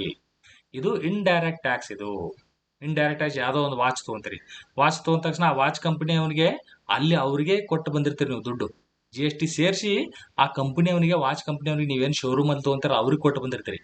ಅವರು ಗೌರ್ಮೆಂಟ್ಗೆ ಕಟ್ತಾರೆ. ಅದಕ್ಕೆ ಇದನ್ನ ಇಂಡೈರೆಕ್ಟ್. ಯಾರು? ನೀವು ಇಲ್ಲಿ ನೋಡಿ, ಸ್ಮಾರ್ಟ್ ಪರ್ಸನ್, ನೀವು ಇಲ್ಲಿದ್ದೀರಾ, ನೀವು ಇಲ್ಲಿ ಸರ್ಕಾರ ಇದೆ ಅಂತ ಅನ್ಕೊಳ್ಳಿ. ನೀವು ಡೈರೆಕ್ಟ್ ಆಗಿ ಇನ್ಕಮ್ ಟ್ಯಾಕ್ಸ್ ಅನ್ನ ಸರ್ಕಾರಕ್ಕೆ ಫೈಲ್ ಮಾಡಿಬಿಟ್ರೆ, ನಿಮ್ಮ ಹೆಸರಲ್ಲೇ ಮಾಡಿದ್ರೆ ಇದು ಡೈರೆಕ್ಟ್ ಟ್ಯಾಕ್ಸ್ ಆಯ್ತು. ನಾವು GST ಹೆಂಗ್ ಮಾಡ್ತೇವೆ ಸ್ನೇಹಿತರೆ? GST ಹೆಂಗ್ ಮಾಡ್ತೇವೆ ಅಂದ್ರೆ, ಇಲ್ಲಿ ಶೋರೂಮ್ ಇರ್ತದೆ, ಈ ಒಂದು ಶೋರೂಮ್. ಈ ಶೋರೂಮ್ಗೆ ಹೋಗಿ ಇಲ್ಲಿ ನೀವು ಇವ್ರಿಗೆ ಕಟ್ತೀರಿ, ಇವ್ರು ತಗೊಂಡೋಗಿ ಗೌರ್ಮೆಂಟ್ ಕಟ್ತಾರೆ. ಅದಕ್ಕೆ ಇದನ್ನ ಇಂಡೈರೆಕ್ಟ್, ಪರೋಕ್ಷ ಅಂತೀವಿ. ಅಂದ್ರೆ ಈಗ ನೀವೇನು ಸ್ಮಾರ್ಟ್ ಪರ್ಸನ್, ನೀವೇನು ಪರ್ಚೇಸ್ ಮಾಡಕ್ ಹೋಗಿದ್ರೆ ನೀವು ಡೈರೆಕ್ಟ್ ಆಗಿ ಗೌರ್ಮೆಂಟ್ ಕಟ್ತಾ ಇಲ್ಲ, ನೀವು ಇಲ್ಲಿ ಶೋರೂಮ್ಗೆ, ಅಂಗಡಿಗೆ ಕಟ್ಟಿ, ಈ ಅಂಗಡಿಯವನ್ನ ಇಲ್ಲಿ ಕಟ್ಟೋದ್ರಿಂದ ಇದು GST ಅನ್ನೋದು ಇಂಡೈರೆಕ್ಟ್. ಇನ್ಕಮ್ ಟ್ಯಾಕ್ಸ್ ಆದ್ರೆ ಹೇಗೆ ಕಟ್ತೀರಿ? ಇನ್ಕಮ್ ಟ್ಯಾಕ್ಸ್ ಅದು ನೀವು ಡೈರೆಕ್ಟ್ ನಿಮ್ಮ ಹೆಸರಲ್ಲೇ ಗೌರ್ಮೆಂಟ್ ಕಟ್ತೀರಿ, ಅದಕ್ಕೆ ಅದು ಡೈರೆಕ್ಟ್ ಟ್ಯಾಕ್ಸ್. ಇದು ಇಂಡೈರೆಕ್ಟ್. ಕ್ಲಿಯರ್ ಆಯ್ತಾ? ಅವೆಲ್ಲ ಹೇಳ್ತೇನೆ ನಾನು ನಿಮಗೆ ಎಕನಾಮಿಲಿ ಇನ್ ಡೀಟೇಲ್ ಆಗಿ. ನಿಮ್ಗೆ ಏನು ಗೊತ್ತಿಲ್ಲ ಅಂದ್ರೆ, ಒಂದು ಅಕ್ಷರ ಗೊತ್ತಿಲ್ಲ ಅಂದ್ರೆ, ನೀವು IAS ಕ್ವಶನ್ ಕೂಡ ಆರಾಮಾಗಿ ಈಸಿಯಾಗಿ ಸಾಲ್ವ್ ಮಾಡೋದು ಆ ಲೆವೆಲ್ಗೆ, PC to DC ಎಕ್ಸಾಮ್ಗೆ ಯೂಸ್ ಆಗೋ ರೀತಿ ಹೇಳ್ತಾ ಹೋಗ್ತೇನೆ. ಓಕೆ, ಇದನ್ನ ಏನಂತೀವಿ ನಾವು? ರಿಗ್ರೆಸಿವ್ ಟ್ಯಾಕ್ಸ್ ಅಂತ ಕರಿತೀವಿ. ಏನಂತ ಕರಿತೀವಿ? GST ಅಥವಾ ಇಂಡೈರೆಕ್ಟ್ ಟ್ಯಾಕ್ಸ್ ಅನ್ನ ರಿಗ್ರೆಸಿವ್ ಅಂದ್ರೆ ಏನು? ಅದು ಹಿಂದುಳಿಸ್ತಾ ಹೋಗುತ್ತೆ. ಯಾಕಂದ್ರೆ ಒಂದು ಯಾವುದೇ ವಾಚ್ ಇದೆ ಅಂತ ಅನ್ಕೊಳ್ಳಿ, ಆ ಒಂದು ವಾಚಿನ ಬೆಲೆ 1,000 ರೂಪಾಯಿ ಇದೆ.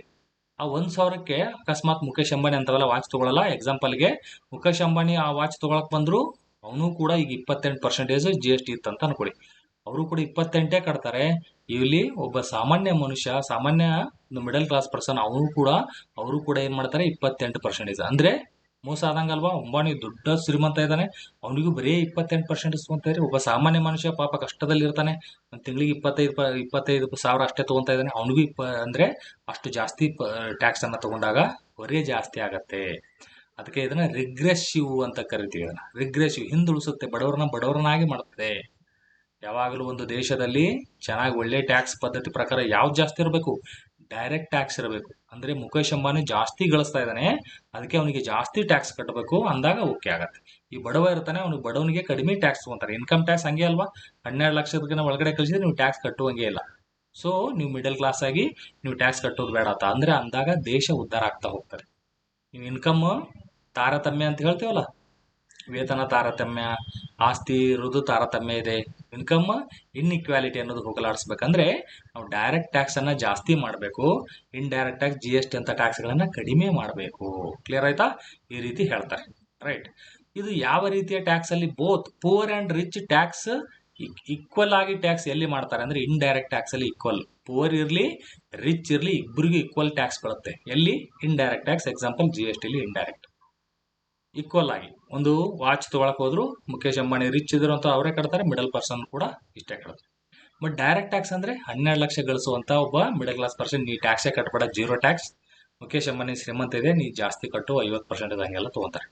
30% ಅಂದ್ರು ಸೆಸ್ ಸರ್ಚಾರ್ಜ್ ಎಲ್ಲ ಸೇರಿ ನಿಯರ್ಲಿ ಒಂದು 42% ಕಟ್ಬೇಕಾಗತ್ತೆ ಶ್ರೀಮಂತರೆಲ್ಲ. ನಾವು ಅನ್ಕೊಂತೀವಿ ಹಂಗೆ, ಯಾವ್ದೋ ಒಂದು ಸೋಪ್ ತೊಗೊಂಡ್ಬಿಟ್ಟು ನಾನು ಕಟ್ಟಿನ್ರಿ ಟ್ಯಾಕ್ಸ್ ಅಂತ ತಿಳ್ಕೊಂಡು ಓಡಾಡ್ತಿರ್ತಾರೆ. ಟ್ಯಾಕ್ಸ್ ಕೊಟ್ಟಿವ್ ನಮ್ ದುಡ್ಡಿಂದ ನೀವು ಇದ್ರಿ ಅಂತ ತಿಳ್ಕೊಂಡು ಓಡಾಡ್ತಿರ್ತಾರೆ. ಅವ್ರು ಕಟ್ಟುವುದೇ ವರ್ಷಕ್ಕೆ ಒಂದು 10,000 ಖರ್ಚು ಮಾಡ್ತಾರೆ, ಲೆಕ್ಕ ಹಾಕಿದ್ರಿ. ಬಟ್ ಈ ಒಂದು ಶ್ರೀಮಂತರು, ಅಲ್ಟ್ರಾ ರಿಚ್, ಅವ್ರು ಏನ್ ಮಾಡ್ತಾರೆ?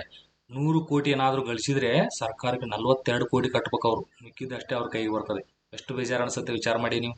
ನಿಮಗೆ ಈಗ 100 ಲಕ್ಷ ಬಂತಪ್ಪ, 42 ಲಕ್ಷ, 100 ಲಕ್ಷ ಬಂತು ಅಂದ್ರೆ 42 ಲಕ್ಷ ಗೌರ್ಮೆಂಟ್ ಕೊಡು, ಮಿಕ್ಕಿದಷ್ಟೇ ನೀವು ತಗೊಂಡ್ರೆ ನಿಮ್ಗೆ ಎಷ್ಟು ಜೀವ ಮರ ಅನ್ನತ್ತೆ. ನಿಮ್ಗೆ ಬಂದಾಗ ಇನ್ನೂ ಫೀಲ್ ಆಗುತ್ತೆ ಇಲ್ಲ ಗೊತ್ತಿಲ್ಲ, ಎಷ್ಟು ಜನಕ್ಕೆ 100 ಲಕ್ಷ ಬರ್ಬೇಕು ನಿಮ್ಗೆ, ಅವಾಗಾದ್ರೂ ಫೀಲ್ ಗೊತ್ತಾಗ್ತದೆ. ಅದಕ್ಕೆ ಭಾಳ ಜನ ಈ ದೇಶವನ್ನ ಬಿಟ್ಟು ಬೇರೆ ದೇಶಕ್ಕೆ ಹೋಗ್ತಾ ಇದ್ದಾರೆ. ಸುಮ್ಮನೆ ಇಂಡಿಯಾದಲ್ಲಿ ಟ್ಯಾಕ್ಸ್ ಹಾಕಿ ಇವ್ರಿಗೆ ಬರೀ ಫ್ರೀಯಾಗಿ ಇದನ್ನ ಕೊಟ್ಟು ಹೋಗೋದಾಗ್ತದೆ ಅಂತ ಜಾಸ್ತಿ ಶ್ರೀಮಂತರು ದೇಶ ಬಿಟ್ಟು ಹೋಗ್ತಾರೆ. ಬಡವ್ರು ಬಿಟ್ಟು ಹೋಗ್ತಾರ, ಯಾವತ್ತೂ ಬಿಟ್ಟು ಹೋಗಲ್ಲ. ಯಾಕಂದ್ರೆ ಬಡವ್ರಿಗೆ ತುಂಬಾ ಚೆನ್ನಾಗಿ ದೇಶದಲ್ಲಿ ಒಳ್ಳೆ ಫೆಸಿಲಿಟಿ ಸಿಗ್ತಾನೆ ಇದೆ ಫ್ರೀ ಆಗಿ. ಅದು ಯಾಕಂದ್ರೆ ವೋಟ್ ಬ್ಯಾಂಕ್ ಜಾಸ್ತಿ ಬಡವರೇ ಇರೋದ್ರಿಂದ ಇಂಡಿಯಾದಲ್ಲಿ, ಹಾಗಾಗಿ ಅವ್ರಿಗೆ ವೋಟ್ ಬ್ಯಾಂಕ್ಗೋಸ್ಕರ ಫ್ರೀ ಆಗಿ ಕೊಟ್ಟೆ ಕೊಡ್ತಾರೆ. ಆಗ ಅಲ್ಲೇ ಕುಂತು ಬಿಡ್ತಾರೆ. ಅವರೇ ಬಂದು ಅಲ್ಲೇ ಜಗಳ ಮಾಡ್ಕೊಂಡು ನಮಗೆ ಫ್ರೀ ಕೊಡ್ಲೇಬೇಕು ನೀವು ಅಂತ ಅವ್ರು ನಿಂದಿರ್ತಾರೆ. ಇವರಿಗೂ ಓಟ್ ಬೇಕಾಗಿರ್ತದೆ. ಆಯ್ತು, ಎಸ್ ನೀವೇ ಕರೆಕ್ಟ್ ಇದೆ ಅಂತ ಹೇಳ್ತಾರೆ. ಶ್ರೀಮಂತರೆಲ್ಲ ದೇಶ ಬಿಟ್ಟು ಹೋಗ್ತಾರೆ. ಅವಾಗ ದೇಶ ಹಿಂದುಳಿತಾರೆ ಸ್ವಲ್ಪ. ಓಕೆ, ಈ ಗೂಡ್ಸ್ ಅಂಡ್ ಸರ್ವಿಸ್ ಟ್ಯಾಕ್ಸಸ್, ಸರಕು ಮತ್ತು ಸೇವಾ ತೆರಿಗೆ, one country one tax one market, ಒಂದು ದೇಶ ಒಂದು ತೆರಿಗೆ ಒಂದು ಮಾರುಕಟ್ಟೆ ಅನ್ನೋರಿಗೆ 2017 ಜುಲೈ 1ಗೆ ಬಂತು. ಇದರ ಧ್ಯೇಯ ಏನಿತ್ತು?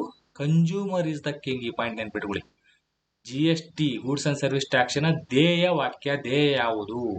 ದೆವ್ವಲ್ಲ, ಧ್ಯೇಯ ಯಾವುದು? ಕನ್ಸ್ಯೂಮರ್ ಇಸ್ ದ ಕಿಂಗ್, ಗ್ರಾಹಕನೇ ದೊರೆ. ಓಕೆ, ಹಂಗೆ ಫೀಲ್ ಆಗಿದೆಯಾ? ದೊರೆ ನೀವೇನೋ ಪರ್ಚೇಸ್ ಮಾಡಕ್ ಹೋದಾಗ ದೊರೆ ತರ ಇದೆ. ನಮ್ಮ ಇಂಡಿಯಾದಲ್ಲಿ ಪಾಪ್ಯುಲೇಷನ್ ಜಾಸ್ತಿ ಆಗಿ ಏನೇ ಪರ್ಚೇಸ್ ಮಾಡ್ಕೋ ಕ್ಯೂ ಅಲ್ಲಿ ನಿಂತ್ಕೊಂಡು ಬರೇ ನೀವು ಬಡ್ರ ತರನೇ ದೊರೆ ಯಾವತ್ತೂ ಮಾಡೋದಲ್ಲ ಇಂಡಿಯಾದಲ್ಲಿ. ಯಾಕೆ? ಪಾಪ್ಯುಲೇಷನ್ ಜಾಸ್ತಿ ಇದೆ. ನೀವು ದುಡ್ಡು ಕೊಟ್ಟು ತೊಗೊಂತೀವಿ ಅಂದ್ರೂ ಅಲ್ಲಿ ಕ್ಯೂ ಅಲ್ಲಿ ಇರಬೇಕು. ನೀವು ಒಂದು ಒಳ್ಳೆ ಕಾರ್ ತೊಗೊಳ್ಬೇಕು, ಇವತ್ತೇ ಕೊಡೋದ್ರೆ ಕೊಡಲ್ಲ ನಿಮಗೆ, 6 ತಿಂಗಳು ಬಿಟ್ಟು ಬರೀ ಅಂತಾರೆ. ಅಷ್ಟು ಕ್ಯೂ ಇರ್ತದೆ ಪಾಪ್ಯುಲೇಷನ್. ಬಟ್ ಅದು ಒಳ್ಳೇದು, ಎಕನಾಮಿಗೆ ಒಳ್ಳೇದೇ ಕೂಡ, ತೊಂದರೆ ಏನಿಲ್ಲ. ಅದೆಲ್ಲ ಹೇಳ್ತೀನಿ ನಿಮಗೆ. ಇದು ತುಂಬಾ ಸಲ ಎಕ್ಸಾಮ್ ಅಲ್ಲಿ ಕೇಳಿದ್ದಾರೆ. ಇಲ್ಲಿ ನಮಗೆ GST ಅನ್ನೋದು ಎಂತ ಟ್ಯಾಕ್ಸ್ ಅಂತ ಕೇಳ್ತಾರೆ. ಕನ್ಸಂಪ್ಷನ್ ಬೇಸ್ಡ್ ಟ್ಯಾಕ್ಸ್ ಇದು, ಅನುಭೋಗ ಆಧಾರಿತ ಟ್ಯಾಕ್ಸ್. ಹಿಂಗಂದ್ರೆ ಏನು? ಅನುಭೋಗ ಅಂದ್ರೇನು? ಮತ್ತೆ ಬೇರೆ ಬೇರೆ ಇಮ್ಯಾಜಿನೇಷನ್ ಹೋಗ್ಬೇಡಿ, ಕನ್ನಡದಲ್ಲಿ ಶಬ್ದ ಇದು. ಮತ್ತೆ ಕನ್ಸಂಪ್ಷನ್ ಬೇಸ್ಡ್ ಹಂಗಂದ್ರೆ, ಈಗ ಒಂದು ಎಕ್ಸಾಂಪಲ್ ತಗೊಳ್ಳೋಣ. ಕರ್ನಾಟಕದಲ್ಲಿ ಒಂದು ಟ್ರ್ಯಾಕ್ಟರ್, ನಿಮ್ಮ ಹೊಲದಲ್ಲಿ ಯೂಸ್ ಮಾಡ್ತಿರೋ ಟ್ರ್ಯಾಕ್ಟರ್, ಅದು ಉತ್ಪಾದನೆ ಆಗಿದೆ ಯಾವುದೋ ಒಂದು ಫ್ಯಾಕ್ಟರಿಯಲ್ಲಿ. ಕರ್ನಾಟಕ ಉತ್ಪಾದನೆ ಆಗಿದೆ ಅಂತ ಅನ್ಕೋ. ಕರ್ನಾಟಕದಲ್ಲಿ ಆಕ್ಚುಲಿ ಹರಿಯಾಣ ಕಡೆ ಅಲ್ಲಿ ಆಗಿ ಇಲ್ಲಿ ಬರ್ತಾವು. ಸುಮ್ಮನೆ ನಮ್ಮ ಕರ್ನಾಟಕದಲ್ಲಿ ಉತ್ಪಾದನೆ ಆಗ್ತಾ ಇಲ್ಲ ಜಾಸ್ತಿ. ಎಕ್ಸಾಂಪಲ್ ಗೆ ಅನ್ಕೊಳ್ಳೋಣ. ಏನಾಗುತ್ತೆ? ಕರ್ನಾಟಕದಲ್ಲಿ ಒಂದು ಟ್ರ್ಯಾಕ್ಟರ್ ಉತ್ಪಾದನೆ ಮಾಡುವಂತ ಒಂದು ಕಂಪನಿ ಇದೆ. ಅದು ಟ್ರ್ಯಾಕ್ಟರ್ ಉತ್ಪಾದನೆ ಮಾಡಿದೆ. ಆ ಟ್ರ್ಯಾಕ್ಟರ್ ತಗೊಂಡೋಗಿ ಆಂಧ್ರ ಪ್ರದೇಶಕ್ಕೆ ತಗೊಂಡು ಹೋಗ್ತಾರೆ. ಅಲ್ಲಿ ಶೋರೂಮ್ ಅಲ್ಲಿ ಅದನ್ನ ಮಾರಾಟ ಮಾಡ್ತಾರೆ ಅಂತ ಅನ್ಕೊಳ್ಳಿ. ಆ ಆಂಧ್ರ ಪ್ರದೇಶದ ಒಬ್ಬ ವ್ಯಕ್ತಿ ಅದನ್ನ ಅಲ್ಲಿ ಕೊಂಡ್ಕೊಂತಾನೆ, ಆಂಧ್ರ ಪ್ರದೇಶದಲ್ಲಿ ಕೊಂಡ್ಕೊಂತಾನೆ ನಾವು. ಓಕೆ, ಇಲ್ಲಿ ನೋಡಿ, ಇದು ಕರ್ನಾಟಕ ಇದೆ. ಓಕೆ, ಈ ಕರ್ನಾಟಕ ಇದೆಯಾ? ಇಲ್ಲಿ ಕಂಪನಿ ಇಲ್ಲೇ ಇದೆ, ಇಲ್ಲಿ ಉತ್ಪಾದನೆ ಆಗಿದೆ. ಈ ಕಡೆ ಬಂದಾಗ ಇಲ್ಲಿ ಆಂಧ್ರ ಪ್ರದೇಶ ಇದೆ. ಇಲ್ಲಿ ಈ ಶೋರೂಮ್ ಅಲ್ಲಿ ಉತ್ಪಾದನೆ ಆಗುತ್ತೆ. ಆಂಧ್ರದವನು ಒಬ್ರು ಬಂದು ಕೊಂಡ್ಕೊಂತಾನ ಅಂತ ಅನ್ಕೊಳ್ಳಿ. ಈಗ ಟ್ಯಾಕ್ಸ್ ಯಾರಿಗೆ ಕಟ್ಟಬೇಕು? ಈ ಒಬ್ಬ ಪರ್ಸನ್ ತಗೋತಾನಲ್ಲ, ಈ ಶೋರೂಮಿಗೆ ಕಟ್ಟ ಹೋಗ್ತಾನೆ. ಈ ಶೋರೂಮ್ನವನು ಟ್ಯಾಕ್ಸ್ ಯಾರಿಗೆ ಕಟ್ತಾನೆ? ಆಂಧ್ರ ಪ್ರದೇಶಕ್ಕೆ ಕಟ್ತಾನ ಅಥವಾ ಕರ್ನಾಟಕದಲ್ಲಿ ಉತ್ಪಾದನೆ ಆಗಿಲ್ಲ ಅವನು ಕಟ್ತಾನ? ಆಂಧ್ರ ಪ್ರದೇಶಕ್ಕೆ ಕಟ್ಟಿಬಿಡ್ತಾನೆ. ಅಂದ್ರೆ ಕನ್ಸಂಪ್ಷನ್ ಬೇಸ್ಡ್, ಎಲ್ಲಿ ಮಾರಾಟ ಆಗಿದೆಯಲ್ಲ ಆ ರಾಜ್ಯಕ್ಕೆ ಟ್ಯಾಕ್ಸ್ ಹೋಗುತ್ತೆ. ಇಲ್ಲಿ ನಾವು ಕರ್ನಾಟಕದಲ್ಲಿ ಕಂಪನಿಗೆಲ್ಲ ಲ್ಯಾಂಡ್ ಕೊಟ್ಟು ಇಲ್ಲೆಲ್ಲ ಉತ್ಪಾದನೆ ಮಾಡಿರ್ತೀವಿ. ಆದ್ರೂ ಕೂಡ ಇದು ಅನುಭೋಗ ಆಧಾರಿತ. ಅಂದ್ರೆ ಅನುಭೋಗ, ಯಾರು ಅದನ್ನ ಅನುಭವಿಸ್ತಾ ಇರ್ತಾರೆ, ಅನುಭೋಗ ಯಾರು ಅನುಭವಿಸ್ತಾ ಇರ್ತಾರೆ, ಆ ಟ್ಯಾಕ್ಟರಿ ಪರ್ಚೇಸ್ ಮಾಡಿ ಅವನು ಅನುಭವಿಸ್ತಾನಲ್ಲ ಅದನ್ನ, ಅದಕ್ಕೆ ಯಾವ ರಾಜ್ಯದಲ್ಲಿ ಅನುಭೋಗ ಆಗ್ತಾರೆ, ಯಾವ ರಾಜ್ಯದಲ್ಲಿ ಕೊಂಡ್ಕೊತಾರೆ, ಆ ರಾಜ್ಯಕ್ಕೆ ಟ್ಯಾಕ್ಸ್ ಹೋಗುತ್ತೆ. ಇದನ್ನ ನಾವೇನಂತೀವಿ? ಕನ್ಸಂಪ್ಷನ್ ಬೇಸ್ಡ್ ಅಥವಾ ಅನುಭೋಗ ಆಧಾರಿತ ತೆರಿಗೆ ಪದ್ಧತಿ. ಮೊದಲು GST ಬರೋಕಿನ ಮುಂಚೆ ವ್ಯಾಟ್ ಅವೆಲ್ಲ ಏನಿತ್ತು? ಪ್ರೊಡಕ್ಷನ್ ಬೇಸ್ಡ್ ಇತ್ತು. ಈಗ ಅದಿಲ್ಲ. ಅದಕ್ಕೆ ತಮಿಳ್ನಾಡು ಅವಾಗೆಲ್ಲ ಬರ್ಬೇಕಾದ್ರೆ ಕರ್ನಾಟಕ ಗಲಾಟೆ ಮಾಡಿದ್ವು ಅವು. ಯಾಕೆ? ನಮ್ಮಲ್ಲಿ ಒಳ್ಳೊಳ್ಳೆ, ಎಸ್ಪೆಷಲಿ ತಮಿಳ್ನಾಡಲ್ಲಿ ಭಯಂಕರ ಕಂಪನಿ ಇದಾವೆ, ಮಹಾರಾಷ್ಟ್ರದಲ್ಲಿ ಭಯಂಕರ ಕಂಪನಿಗಳಿದಾವೆ. ನಾವೆಲ್ಲ ಜಾಗ ಕೊಟ್ಟು ಕಂಪ್ನಿ ಮಾಡಿವಿ, ಇಲ್ಲಿಂದ ಹೋಯ್ತಂದ್ರೆ ಟ್ಯಾಕ್ಸ್ ಇಲ್ಲಿಗೆ ಬರ್ಬೇಕು ನಮಗೆ ಅಂತಂದ್ರೆ ಅವರು. GST ಎಲ್ಲ ಹಂಗಾಗಲ್ಲ. ಎಲ್ಲಿ ಹೋಗಿ ಯಾವ ರಾಜ್ಯದಲ್ಲಿ ಮಾರಾಟ ಆಗತ್ತಲ್ಲ ಆ ರಾಜ್ಯದವರಿಗೆ ಬರುತ್ತೆ. ಓಕೆ, ಆ ರೀತಿ ಇದು ಪ್ರೊಡಕ್ಷನ್ ಬೇಸ್ಡ್. ಉತ್ಪಾದಿಸಿದ ರಾಜ್ಯಕ್ಕೆ ಟ್ಯಾಕ್ಸ್ ಬರಲ್ಲ. ಯಾರು ಅನುಭೋಗ, ಕನ್ಸಂಪ್ಷನ್ ಎಲ್ಲಿ ಯೂಸ್ ಆಗತ್ತೆ ಅದು. ಸೊ ಮೇಲ್ಮೇಲಿಂದ ಕರೆಂಟ್ ಅಫೇರ್ಸ್ ಅಷ್ಟೇ ಓದಿದ್ರೆ ಕೆಲಸ ಆಗಲ್ಲ ಸ್ನೇಹಿತರೆ. ಅದಕ್ಕೆ ಸಂಬಂಧಪಟ್ಟ ಈ ಪಾಯಿಂಟ್ಗಳನ್ನು ಕೂಡ ನೀವು ಓದಲೇಬೇಕು. ದೇಶಾದ್ಯಂತ ಸರಕು ಸೇವೆ ಮೇಲೆ ವಿಧಿಸುವ ಏಕರೂಪದ ಸಾಮಾನ್ಯ ಪರೋಕ್ಷ ತೆರಿಗೆನ GST ನ ತಂದ್ರು.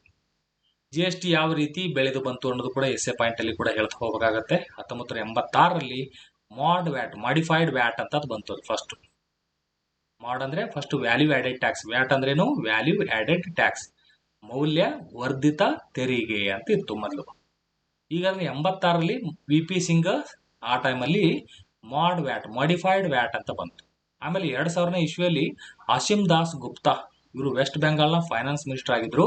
ಇವರನ್ನೇ ನಾವು GST ಪಿತಾಮಹ ಅಂತೀವಿ. ಇವರ ನೇತೃತ್ವದಲ್ಲಿ ಒಂದು ಕಮಿಟಿ ರಚನೆ ಆಗಿ GST ಬಗ್ಗೆ ವಿಚಾರ ಆಯಿತು. ಅದಕ್ಕೆ ಇದನ್ನ GST ಪಿತಾಮಹ ಅಂತ ಯಾರನ್ನ ಕರೀತಾರೆ? ಆಸಿಮ್ ದಾಸ್ ಗುಪ್ತಾ. ಇವ್ರು ಯಾರಾಗಿದ್ರು? ವೆಸ್ಟ್ ಬೆಂಗಾಲಿನ ಫೈನಾನ್ಸ್ ಮಿನಿಸ್ಟರ್ ಆಗಿದ್ರು. ವೆಸ್ಟ್ ಬೆಂಗಾಲಿನ ಫೈನಾನ್ಸ್ ಮಿನಿಸ್ಟರ್. ಓಕೆ. ಇಲ್ಲಿ 2004ರಲ್ಲಿ ವಿಜಯ್ ಖೇಲ್ಕರ್ ಟಾಸ್ಕ್ ಫೋರ್ಸ್, ಇದು ಕೂಡ ಇದಕ್ಕೆ ಇವರು FRBM committee, fiscal responsibility and budget management ಅಂತ ಏನ ಇರ್ತದಲ್ಲ 2003 ಆಕ್ಟ್, ಅವರು ಈ GST ಕೂಡ ರೆಕಮೆಂಡ್ ಮಾಡ್ತಾರ. ಅವರು 2004ನೇ ಇಸ್ವಿಯಲ್ಲಿ ವಿಜಯ್ ಖೇಲ್ಕರ್ ಟಾಸ್ಕ್ ಫೋರ್ಸ್ ಕೂಡ GST ತೊಂಬರ್ರಿ ದೇಶಕ್ಕೆ ಅಂತ ಆಕ್ಚುಲಿ ಅವ್ರಿಗೆ FRBM ಹೇಳಿದ್ರು. ಬಜೆಟ್ಗೆ ಸಂಬಂಧಪಟ್ಟಂಗೆ ಮಾತಾಡ ಅಂತಂದ್ರೆ ಅದು ಒಂದು ಅದ್ರ ಬಗ್ಗೆನೂ ಹೇಳಿಬಿಟ್ರು ಅವ್ರು. ಈಗ ಯಾವುದೋ ಒಂದು ನಿಮ್ಮ ಹಿರಿಯರಿಗೆ ಯಾವುದೋ ಕೆಲಸ ಕೊಟ್ಟಿರ್ತಾರೆ ಅನ್ಕೊಳ್ಳಿ, ಬೇರೆ ಊರಿಗೆ ಏನೋ ವ್ಯಾಪಾರ ಮಾಡಕ್ ಹೋಗಿರ್ತಾರೆ, ಅಲ್ಲೊಂದು ಯಾವ್ದಾರ ಹುಡುಗಿ ನೋಡಿದ್ರೆ ಅಂದ್ರೆ ಅವ್ರಿಗೂ ಕನ್ಯೆ ತುಂಬ ಎಲ್ಲಿ ನೋಡ್ರಿ ನಿಮ್ ಮದುವೆ ಆಗೋದೈತೆ ಆ ಹುಡುಗಿ ಇದೆ ಅಂತ ಆತರ ಹೇಳ್ತಾರಲ್ಲ, ಹೋಗಿದ್ದೆ ಅದಕ್ಕೆ ಅವರು ವ್ಯಾಪಾರ ಮಾಡಕ್ ಹೋಗಿರ್ತಾರೆ ಯಾವುದೋ ಒಂದು, ಅಲ್ಲಿದಾಗ ಒಂದು ಒಳ್ಳೆ ಸಂಬಂಧ ತಂದಿದ್ರೆ ನೀವು ಮದುವೆಗ. ಸೇಮ್ ಅದೇ ತರ ಇವ್ರು ಏನ್ ಮಾಡಿದ್ರು, ವಿಜಯ್ ಕೆಲ್ಕರ್ FRBM ಬಗ್ಗೆ ಸ್ಟಡಿ ಮಾಡ್ತಾ ಅವ್ರಿಗೆ ಏನ್ ಅನಿಸ್ತು, GST ಒಂದು ಚೆನ್ನಾಗಿದೆ ಅನ್ನು ತಂದ್ಬಿಡಿ ಅಂತ ಹೇಳಿದ್ರು ಅವ್ರು ಅಷ್ಟೇ. ಓಕೆ. 2006ನೇ ಇಸ್ವಿಯಲ್ಲಿ P. ಚಿದಂಬರಂ ಅವರು ಬಜೆಟ್ ಅಲ್ಲಿ 2010 ಏಪ್ರಿಲ್ 1ರಿಂದ ನಾ ಬಜೆಟ್ ತಂದೇ ಬಿಡ್ತೀನಿ ಅಂತ ರೊಚ್ಚಿಗೆ ಹೇಳಿದ್ರು. 2010 ಏಪ್ರಿಲ್ 1ಕ್ಕೆ ತರ್ತೇನೆ ಅಂತ ಹೇಳಿದ್ರು. ಬಟ್ ನೆಕ್ಸ್ಟ್ ಮೋದಿ ಸರ್ಕಾರ ಬಂದಾಗ 2017 ಜುಲೈ 1ಕ್ಕೆ ತಂದಾಗ ಅವಾಗೂ ಕೂಡ ಅವರು P. ಚಿದಂಬರಂ ವಿರೋಧ ಮಾಡಿದ್ರು. ಯಾಕೆ ಇಷ್ಟು ಅರ್ಜೆಂಟ್ ಆಗಿ ತರಬಾರ್ದು ಅಂತ ಹೇಳಿದ್ರು. ನೋಡಿ, ಅವರೇ ಬಜೆಟ್ ಅಲ್ಲಿ 2006ನೇ ಇಸ್ವಿಯಲ್ಲಿ ಹೇಳಿದ್ರು ಏನಂತ, ನೆಕ್ಸ್ಟ್ ನಾ 2010 ಏಪ್ರಿಲ್ 1ಕ್ಕೆ ನಾ ತರ್ತೀನಿ, ಅರ್ಜೆಂಟ್ ಆಗಿ ತರ್ತೀನಿ ಅಂತ. 2017ಕ್ಕೆ ತಂದ್ರೂ ಬೇಡ ಅಂತ ಇದ್ರು. ಅಂದ್ರೆ ಆಲ್ಮೋಸ್ಟ್ ಹಂಗೆ ಅಪೋಸಿಷನ್ ಯಾರೇ ಇರ್ಲಿ, ಈ ಬಿಜೆಪಿನೇ ಅಪೋಸಿಷನ್ ಇರ್ಲಿ, ಕಾಂಗ್ರೆಸ್ ಇರ್ಲಿ, ಒಟ್ಟಿನಲ್ಲಿ ಅಪೋಸ್ ಮಾಡ್ಕೊಂಡು ದೇಶ ಹಿಂಗಾಗಿ ಹಿಂದುಳಿತಾ ಇದೆ. ಕರೆಕ್ಟ್ ಕನ್ಸ್ಟ್ರಕ್ಟಿವ್ ಅಪೋಸಿಷನ್ ನಮ್ಮ ದೇಶದಲ್ಲಿ ಇಲ್ಲ, ಓನ್ಲಿ ಡಿಸ್ಟ್ರಕ್ಟಿವ್, ಫುಲ್ ಹಾಳು ಮಾಡ್ಬಿಡೋದು ಆತರ. ಓಕೆ. 2011ರಲ್ಲಿ UPA ಸರ್ಕಾರ ಬಂದಾಗ 115ನೇ ಸಂವಿಧಾನ ತಿದ್ದುಪಡಿ ಅದರದ ಬಿಲ್ ಅನ್ನ ಮಸೂದೆಯನ್ನ ತರ್ತಾರೆ. ಬಟ್ ಸರ್ಕಾರ ಬಿದ್ದೋಗುತ್ತೆ, ಲೋಕಸಭೆ ಬಿದ್ದೋಗುತ್ತೆ.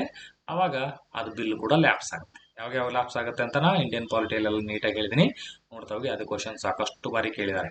ಲೋಕಸಭೆ ಅಂದ್ರೆ ಯಾವ ಬಿಲ್ಗಳು ಯಾವಾಗ ಲ್ಯಾಪ್ಸ್ ಆಗುತ್ತೆ, ಯಾವಾಗ ಲ್ಯಾಪ್ಸ್ ಆಗಲ್ಲ, ಅವೆಲ್ಲ ಪಾಯಿಂಟ್ ಅನ್ನ ಸಾಕಷ್ಟು ಬಾರಿ ಎಕ್ಸಾಮ್ ಅಲ್ಲಿ ಕೇಳಿದ್ದಾರೆ. 2014-16ರಲ್ಲಿ ಮೋದಿ ಸರ್ಕಾರ 122ನೇ ಸಂವಿಧಾನ ತಿದ್ದುಪಡಿ ತರೋದ್ರ ಮೂಲಕ, ಇದನ್ನ 122ನೇ ಸಂವಿಧಾನ ತಿದ್ದುಪಡಿ ತರೋದ್ರ ಮೂಲಕ, ಮಸೂದೆಯನ್ನ ತರೋದ್ರ ಮೂಲಕ ಸಂವಿಧಾನ ತಿದ್ದುಪಡಿ ಕಾಯ್ದೆನೆ ಮಾಡಿದ್ರು. ಅವಾಗ ಏನು ಬಂತು ಸ್ನೇಹಿತರೆ, ನಮಗೆ ಇಲ್ಲಿ GST ಅನ್ನೋದು ಸ್ಟಾರ್ಟ್ ಆಗ್ತದೆ. ಇಲ್ಲಿ ಸ್ಟೇಟ್ ಕಾಂಪನ್ಸೇಷನ್, ರಾಜ್ಯಗಳಿಗೆ ಪರಿಹಾರ. ಯಾಕೆ?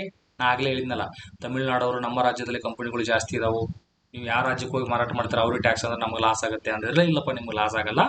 2015-16 ಇದನ್ನ ಕೇಳ್ತಾರೆ ಎಕ್ಸಾಮ್, ನೆನ್ಪಿಟ್ಕೊಳ್ಳಿ. ಆಧಾರ ವರ್ಷ ಬೇಸ್ ಇಯರ್ ಯಾವ್ದು ಇಟ್ಕೊಂಡ್ರು ಪರಿಹಾರ ಕೊಡ್ಬೇಕಾದ್ರೆ 2015. ಇದೇನದ ಅರ್ಥ? ಸ್ಟೇಟ್ ಕಾಂಪನ್ಸೇಷನ್, ರಾಜ್ಯ ಪರಿಹಾರ ಅಂದ್ರೇನು ಅಂದ್ರೆ, ಒಂದು ಎಕ್ಸಾಂಪಲ್ ತಗೊಳ್ಳೋಣ. ಫೈಟ್ ಮಾಡಿದರೆ ಯಾರು? ತಮಿಳ್ನಾಡವರು ಗಲಾಟೆ ಮಾಡಿದ್ರು, ಏನಂತ, ನಮ್ಗೆ ಲಾಸ್ ಆಗುತ್ತೆ ಅಂತ.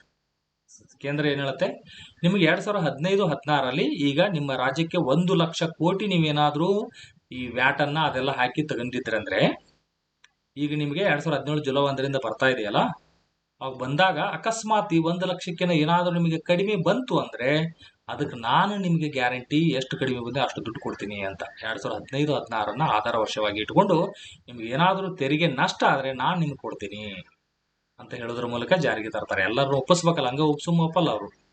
ಸೊ ರಾಜ್ಯ ಸರ್ಕಾರಗಳಿಗೆ ಎಷ್ಟು ವರ್ಷ? 5 ವರ್ಷ ತೆರಿಗೆ ನಷ್ಟ ತುಂಬಿಕೊಡ್ತೇವೆ ಅಂತ ಹೇಳಿದ್ರು. ಈ ಮ್ಯಾಕ್ಸಿಮಮ್ GST ಎಷ್ಟು ಸ್ನೇಹಿತರೆ? 28% ಅಷ್ಟೇ ಇದೆ. ಬಟ್ ಎಕ್ಸಾಮ್ ಅಲ್ಲಿ ನಿಮಗೆ ತುರ್ತು ಸಂದರ್ಭದಲ್ಲಿ ತುಂಬಾ ಎಕ್ಸ್ಟ್ರಾರ್ಡಿನರಿ ಸಿಚುವೇಶನ್ ಆತರ ಬಂದಾಗ ಎಷ್ಟು ಮ್ಯಾಕ್ಸಿಮಮ್ ಹಾಕ್ಬೋದು? 40%. ನಿಮ್ಗೆ ಎಕ್ಸಾಮ್ ಅಲ್ಲಿ ತುರ್ತು ಸಂದರ್ಭ ಅಂತ ಎಕ್ಸಾಮ್ ಅಲ್ಲಿ ಕೇಳಿದ್ರೆ ಅಷ್ಟೇ 40% ಅಂತ ಹೇಳ್ಬೇಕು.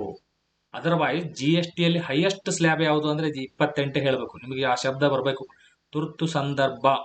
ವಿಶೇಷವಾದಂತ ಒಂದು ಅಂದ್ರೆ ಎಮರ್ಜೆನ್ಸಿ ಅಂತಾನೆ ಅಲ್ಲ, ತುರ್ತು ಸಂದರ್ಭ ಅಂದ್ರೆ emergency also one of the ತುರ್ತು ಸಂದರ್ಭ ಅಂತ ಹೇಳ್ಬೋದು ಅಷ್ಟೇ. ಬಟ್ ತುರ್ತು ಸಂದರ್ಭ ಅಂದ್ರೆ ಒಂದು ಎಕ್ಸ್ಟ್ರೀಮ್ ಕಂಡೀಷನ್, ನಮ್ಮ ದೇಶ ಶ್ರೀಲಂಕಾ ಪಾಕಿಸ್ತಾನ ತರ ಹಾಳಾಗಿ ಹೊಂಟಿತ್ತಂದ್ರೆ ಆ ಟೈಮಲ್ಲಿ ಬೇಕಾದ್ರೆ ಹಾಕ್ಬೋದು ಅಂತ ಅಂದಂಗೆ. ತುರ್ತು ಸಂದರ್ಭದಲ್ಲಿ ಗರಿಷ್ಠ ಎಷ್ಟು ಅಂದ್ರೆ 40% ತೆರಿಗೆಯನ್ನು ಹಾಕ್ಬೋದು. ಈಗ ನಾರ್ಮಲ್ ಆಗಿ 28% ಹೈಯೆಸ್ಟ್ ಇದೆ, 5% ಇದೆ, 12, 18 ಈ ತರ 4 ಸ್ಲ್ಯಾಬ್ಗಳಿದಾವೆ. ಈಗ 40% ಹಾಕಿದ್ರೆ ಯಾರ್ಯಾರಿಗೆ ಹೋಗುತ್ತೆ? 20% ಕೇಂದ್ರಕ್ಕೆ ಹೋಗುತ್ತೆ ಸೆಂಟ್ರಲ್, 20% ನಮಗೆ ರಾಜ್ಯಕ್ಕೆ ಹೋಗುತ್ತೆ. ಈ ರೀತಿ ನೆನಪಿಡಿ. ಓಕೆ. ನೆಕ್ಸ್ಟ್ ಯಾವುದು? GST ಅಲ್ಲಿ ರಾಜ್ಯ ಆಂತರಿಕ ಚಲನೆ, ಅಂತಾರಾಜ್ಯ ಚಲನೆ ಅಂದ್ರೆ CGST. ಕರ್ನಾಟಕದಲ್ಲಿ ಉತ್ಪಾದನೆ ಆಯ್ತು ಅಂತ ಅನ್ಕೊಳ್ಳಿ, ಅಲ್ಲಿ ಕರ್ನಾಟಕದಲ್ಲೇ ಸೇಲ್ ಆಯ್ತು ಅಂತ ಅನ್ಕೊಳ್ಳಿ, ಅವಾಗ ಏನಾಗುತ್ತೆ? ಟ್ಯಾಕ್ಸ್ ಕೇಂದ್ರಕ್ಕೂ ಹೋಗುತ್ತೆ, ರಾಜ್ಯಕ್ಕೂ ಹೋಗುತ್ತೆ. 28%. ಕರ್ನಾಟಕದಲ್ಲಿ ಒಂದು ಕಾರ್ ಉತ್ಪಾದನೆ ಆಗಿತ್ತು, ಕರ್ನಾಟಕದಲ್ಲೇ ಸೇಲ್ ಆಯ್ತು ಅಂತ ಅನ್ಕೊಳ್ಳಿ, 28% ಟ್ಯಾಕ್ಸ್. ಈ ಕಾರ್ಗಳಿಗೆ ಕಾಸ್ಟ್ಲಿ ಇರೋದ್ರಿಂದ, ಐಷಾರಾಮಿ ಇರೋದ್ರಿಂದ ಅದಕ್ಕೆ 28% GST ಹಾಕ್ತಾರೆ ಕಾರ್ಗಳಿಗೆ, ನೀವು ಕಾರ್ ಪರ್ಚೇಸ್ ಮಾಡಿದ್ರೆ. ಓಕೆ, ಯಾಕಂದ್ರೆ ಬಡವರು ತಗೊಳ್ಳೋದಲ್ಲ, ನೀವು ಒಂದು ಲೆವೆಲ್ಗೆ ಬಂದಿರ ನಂಗೆ ಕಾರ್ ತಗೊಂಡಿರ ಅಂದ್ರೆ ಅವ್ರಿಗೆ 28% ಹೈಯೆಸ್ಟ್ ಟ್ಯಾಕ್ಸ್ ಹಾಕ್ತಾರೆ. ಅಲ್ಲಿ 14% ಕೇಂದ್ರಕ್ಕೆ ಹೋಗುತ್ತೆ, 14% ನಿಮಗೆ ರಾಜ್ಯಕ್ಕೆ ಹೋಗುತ್ತೆ. ಅದು ನೀವು ಯಾವುದೋ ಒಂದು ಬೆಂಚ್ ಕಾರ್ ತಗೊಂಡಿರಿ ಅಂತ ಅನ್ಕೊಳ್ಳೋಣ, 1 ಕೋಟಿ ಕೊಟ್ಟು ಬೆಂಚ್ ಕಾರ್ ತಗೊಂತೀರಿ, ಅವಾಗ 28 ಲಕ್ಷ ರೂಪಾಯಿ ಟ್ಯಾಕ್ಸ್ ಕಟ್ಟಬೇಕಾಗುತ್ತೆ ನೀವು. ಅದರಲ್ಲಿ 14 ಲಕ್ಷಕ್ಕೆ ಕೇಂದ್ರ ಸರ್ಕಾರಕ್ಕೆ ಹೋಗುತ್ತೆ, 14 ಲಕ್ಷ ರಾಜ್ಯಕ್ಕೆ ಹೋಗುತ್ತೆ. ಈಗ ಅಕಸ್ಮಾತ್ ಒಂದು ರಾಜ್ಯದಿಂದ ಒಂದು ರಾಜ್ಯಕ್ಕೆ ಈ ತರ ಆಯ್ತು ಅಂದ್ರೆ ಅವಾಗ ಇಂಟಿಗ್ರೇಟೆಡ್ GST ಅಂತ ತಗೊಂಡ್ಬಿಟ್ಟು ಕೇಂದ್ರನೇ ತಗೊಂಡು ಆ ರಾಜ್ಯಗಳಿಗೆ ಆಮೇಲೆ ಹಂಚಿಕೆ ಮಾಡುತ್ತೆ. ಆ ರೀತಿ ಇರ್ತದೆ. ಅದನ್ನ ಡೀಟೇಲ್ ಆಗಿ ಮತ್ತೆ ನಾನು ಹೇಳ್ತೇನೆ, ಎಕ್ಸ್ಪ್ಲೇನ್ ಮಾಡ್ತೇನೆ. ಓಕೆ, ಇದು ಒಂದು ಐಡಿಯಾ ಇರಲಿ ನಿಮಗೆ. ಇನ್ನೊಂದು ಕಾಂಪೋಸಿಟ್ ಸ್ಕೀಮ್, ರಾಜಿ ತೆರಿಗೆ ಅಂತ ಒಂದು ಕಾನ್ಸೆಪ್ಟ್ ಇದೆ. ಈಗ ಯಾರ್ಯಾರು ಗೂಡ್ಸ್ಗಳಲ್ಲಿ ಏನೇನ್ ಮಾಡ್ತಾರೆ, ನಮ್ GST ಬೇಡಪ್ಪ, ನಮ್ಗೆ 28, 5, 18 ಅವೆಲ್ಲ ಮೇಂಟೈನ್ ಆಗಲ್ಲ ನನಗೆ ಅಂತ ಅವರು ಏನ್ ಹೇಳ್ಬೇಕು, ಗೂಡ್ಸ್ ಅನ್ನ, ಯಾವುದೋ ವಸ್ತುಗಳನ್ನ ಮಾರಾಟ ಮಾಡ್ತಾ ಇದಾರೆ ಅಂತ ಅನ್ಕೊಳ್ಳಿ, ಬಟ್ಟೆ ಅದು ಇದೇನೋ, ಅವಾಗ 1.5 ಕೋಟಿವರೆಗೂ ಅವ್ರು 1 ವರ್ಷಕ್ಕೆ ಏನಾದ್ರು ಆತರ ಟ್ರಾನ್ಸಾಕ್ಷನ್ ಮಾಡ್ತಾ ಇದ್ರೆ, ಆತರ ದುಡ್ಡು ಒಬ್ಬರಿಂದ ಒಬ್ಬರಿಗೆ ಟ್ರಾನ್ಸಾಕ್ಷನ್ ಹರಿತಾ ಇರ್ತದಲ್ಲ, ರೆವೆನ್ಯೂ, ಆತರ ಅದಕ್ಕೆ ಫ್ಲಾಟ್ 1% ಕಟ್ಟಿಬಿಟ್ರೆ ಸಾಕು. GSTಗೆ ಒಳಗೆ ಬರುವ GST ಅಕೌಂಟ್ ಓಪನ್ ಮಾಡೋ ಅವಶ್ಯಕತೆ ಇಲ್ಲ.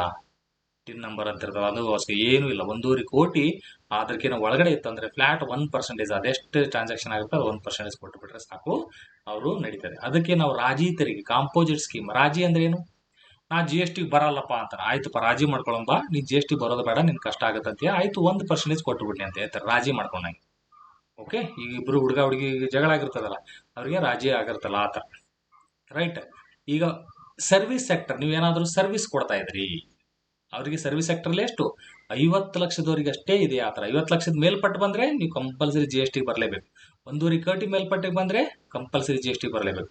ಇವರು 6% ಫ್ಲಾಟ್, ಟೋಟಲ್ 50 ಲಕ್ಷದ ಒಳಗಡೆ ಏನೇನು ಮಾಡಿರ್ತಾರೋ ಅದಕ್ಕೆ 6%.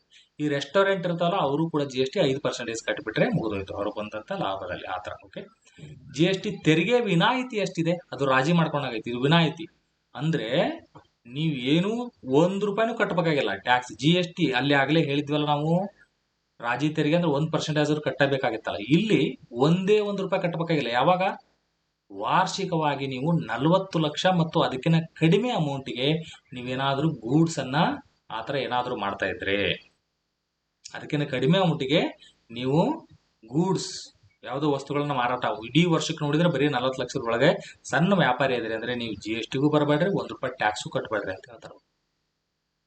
ಈಗ ಸರ್ವಿಸಸ್ ಇತ್ತಂದ್ರೆ ಏನಾಗುತ್ತೆ, ಇಲ್ಲಿ 20 ಲಕ್ಷ ಅಷ್ಟೇ ಇಟ್ಟಿದ್ದಾರೆ. ಸ್ಪೆಷಲ್ ಇರುವಂತದ್ದು ಇದು 20 lakh.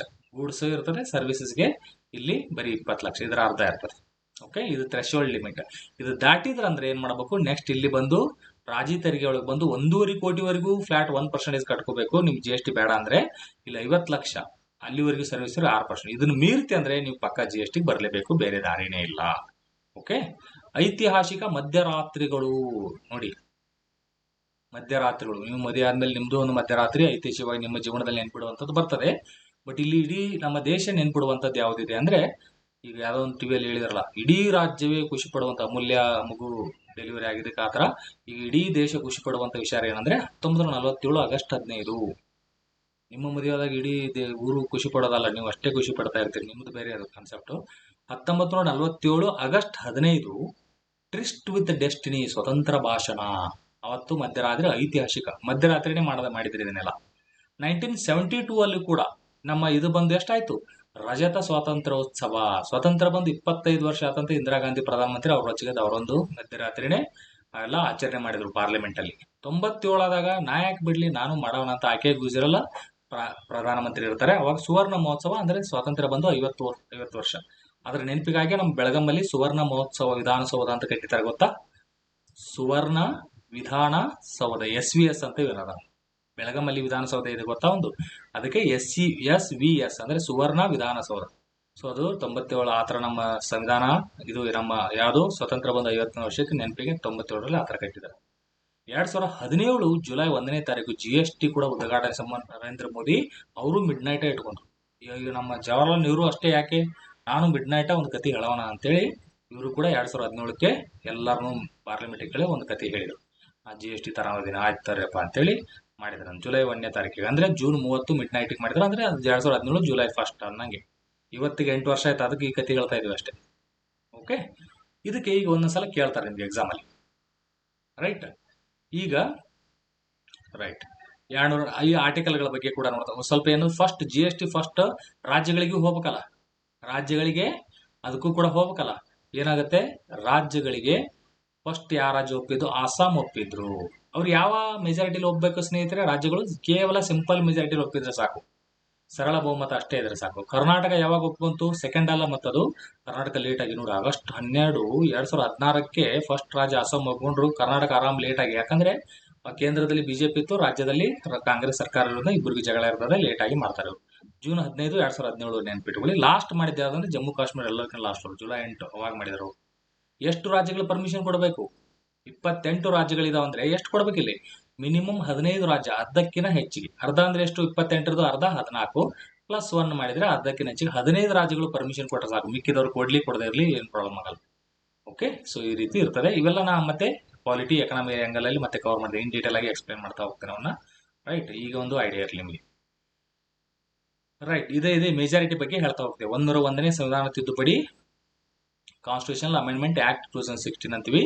Major of the state ಮಾಡ್ತಾರೆ. ಕೇಂದ್ರದಲ್ಲಿ ಏನಾಗುತ್ತೆ 50% ಮೆಜಾರಿಟಿ, 2/3 ಆಫ್ ದ ರೆಪ್ರೆಸೆಂಟೇಟಿವ್. ಇವೆಲ್ಲ ಕಾನ್ಸೆಪ್ಟ್ ನಾನು ಇಂಡಿಯನ್ ಪಾಲಿಟಿ ಇನ್ ಡೀಟೇಲ್ ಆಗಿ ಎಕ್ಸ್ಪ್ಲೇನ್ ಮಾಡಿದ್ದೀನಿ, ಎಲ್ಲ ಎಕ್ಸಾಂಪಲ್ ಕೊಟ್ಟು. ಯಾವುದು ಸ್ಪೆಷಲ್ ಮೆಜಾರಿಟಿಯಲ್ಲಿ ಡಿಫ್ರೆಂಟ್ ಟೈಪ್ಸ್ ಬರ್ತಾವೆ. ಈ ರಾಜ್ಯಗಳ ಪರ್ಮಿಷನ್ ಕೊಡ್ಬೇಕಾದ್ರೆ ಅದೊಂದು ಸ್ಪೆಷಲ್ ಮೆಜಾರಿಟಿ ಬೇರೆ, ಎಫೆಕ್ಟಿವ್ ಮೆಜಾರಿಟಿ ಅಂತ ಇರ್ತದೆ. ನಮ್ಮ ಉಪರಾಷ್ಟ್ರಪತಿ ಅವ್ರು ತೆಗಿಬೇಕಾದ್ರೆ ಅದೊಂದು ಬೇರೆ, ರಾಷ್ಟ್ರಪತಿ ಅವ್ರು ತೆಗಿಬೇಕಾದ್ರೆ ಅದೊಂದು ಕಂಪ್ಲೀಟ್ ಸ್ಪೆಷಲ್ ಮೆಜಾರಿಟಿ. ಎಲ್ಲರಿಗಿಂತ ಟಫ್ ಅಂದ್ರೆ ರಾಷ್ಟ್ರಪತಿ ತೆಗಿಯೋದು ಮೆಜಾರಿಟಿನೇ ಎಲ್ಲರಿಗಿಂತ ಟಫ್. ಈ ತರ ಟೈಪ್ಸ್ ಅವೆಲ್ಲ ಹೇಳಿದ್ದೀನಿ. ಸಿಂಪಲ್ ಮೆಜಾರಿಟಿ ಅಂದ್ರೆ ಏನು, ರೈಟ್. ಅವುಗಳು ನಾವು ಇಂಡಿಯನ್ ಪಾಲಿಟಿಲಿ ನೀಟಾಗಿ ಆ ಕೋರ್ಸ್ಗಳು ಸಂಕಟಿ ಸರ್ ಅಕಾಡೆಮಿ ಆ್ಯಪಲ್ಲಿ ನೀವು ನೋಡ್ತಾ ಹೋಗ್ಬೋದು. ಈ GST ಕೌನ್ಸಿಲ್, GST ಮಂಡಳಿ ಅನ್ನುವಂಥದ್ದಿದೆ. ಏನಿದು, ಇದು ಸಂವಿಧಾನ ಬಾಡಿ ಹೌದಾ, ಫಸ್ಟ್ ಆ ಕ್ವಶನ್ ಕೇಳ್ತಾರೆ. ಎಸ್ ಹೌದು, 279 ಕ್ಯಾಪಿಟಲ್ ಎ ಆರ್ಟಿಕಲ್ ಇರೋದ್ರಿಂದ ಇದಕ್ಕೆ ಒಂದು ಒಂದು ಸಂಸ್ಥೆ, ಇದು ಸಂವಿಧಾನಬದ್ಧವಾದ ಸಂಸ್ಥೆ.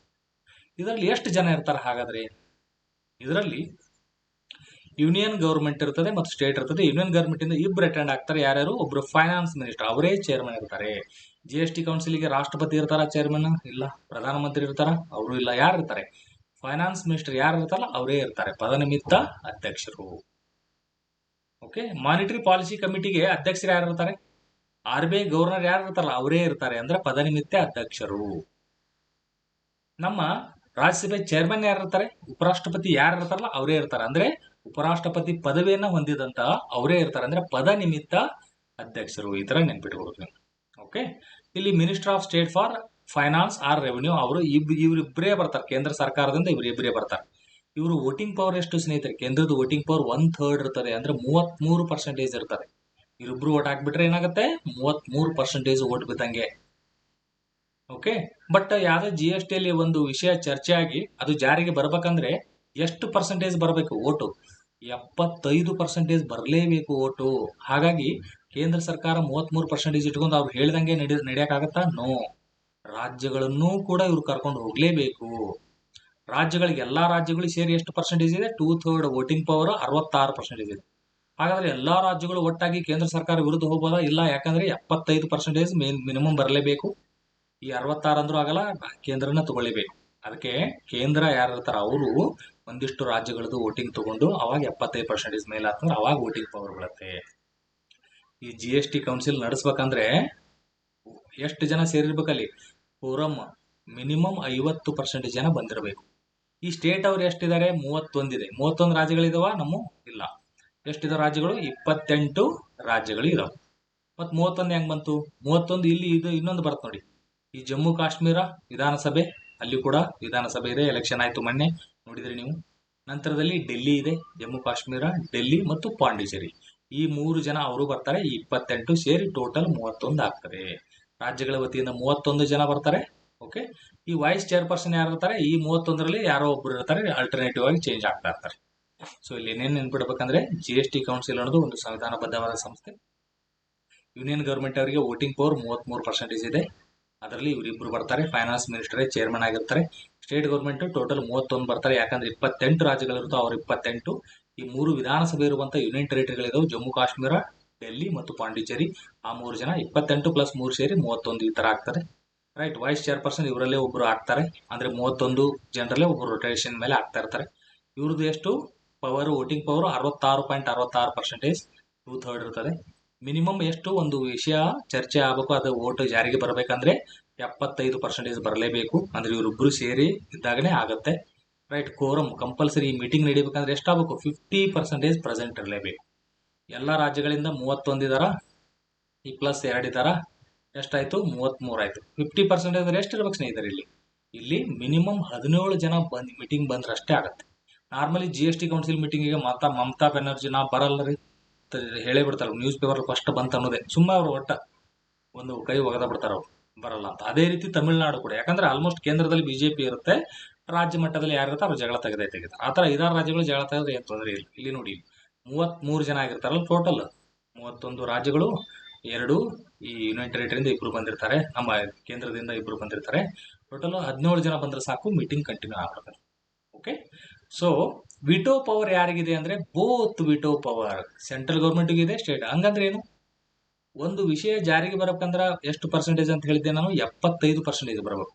ಈ 33 ಜನ ಇವ್ರಿಷ್ಟೇ ಆಗತ್ತಾ? ಬರಕಾಗತ್ತಾ? ಹಂಗ ಇವ್ರಿಗೆ ರಾಜ್ಯದವರಿಗೆ ವಿಟೋ ಪವರ್ ಇದೆ ಅನ್ನಂಗೆ. ಅಂದ್ರೆ ತಡೆ ಹಿಡಿಬಹುದು. ಈ ಕೇಂದ್ರ ಒಂದು ಡಿಸಿಷನ್ ತಗೊಂಡ್ರೆ ಅದನ್ನ ತಡೆ ಹಿಡಿಬಹುದು, ಅದನ್ನ ವಿಟೋ ಪವರ್ ಅಂತೀವಿ. ಈಗ ಎಲ್ಲಾ ರಾಜ್ಯಗಳು ಮಾತಾಡ್ಕೊಂಡು ಅವ್ರು ಏನಾದ್ರು ಜಾರಿಗೆ ತಂದ್ಬಿಡ್ಬೋದಾ? ಇಲ್ಲ, 75% ಬೇಕು. ಹಾಗಾಗಿ ಕೇಂದ್ರಕ್ಕೂ ಕೂಡ ವಿಟೋ ಪವರ್ ಇದೆ ಅನ್ನ, ಇಬ್ಬರಿಗೂ ಕೂಡ ವಿಟೋ ಪವರ್ ಇದೆ, ಇಬ್ಬರಿಗೂ ಒಳ್ಳೆ ಅಧಿಕಾರ ಕೊಟ್ಟಿದ್ದಾರೆ ಅನ್ನ. ಅರ್ಥ ಆಯ್ತಾ ಸ್ನೇಹಿತರೆ? ಯಾವ ರೀತಿ ಕ್ವಶನ್ ಬರುತ್ತೆ?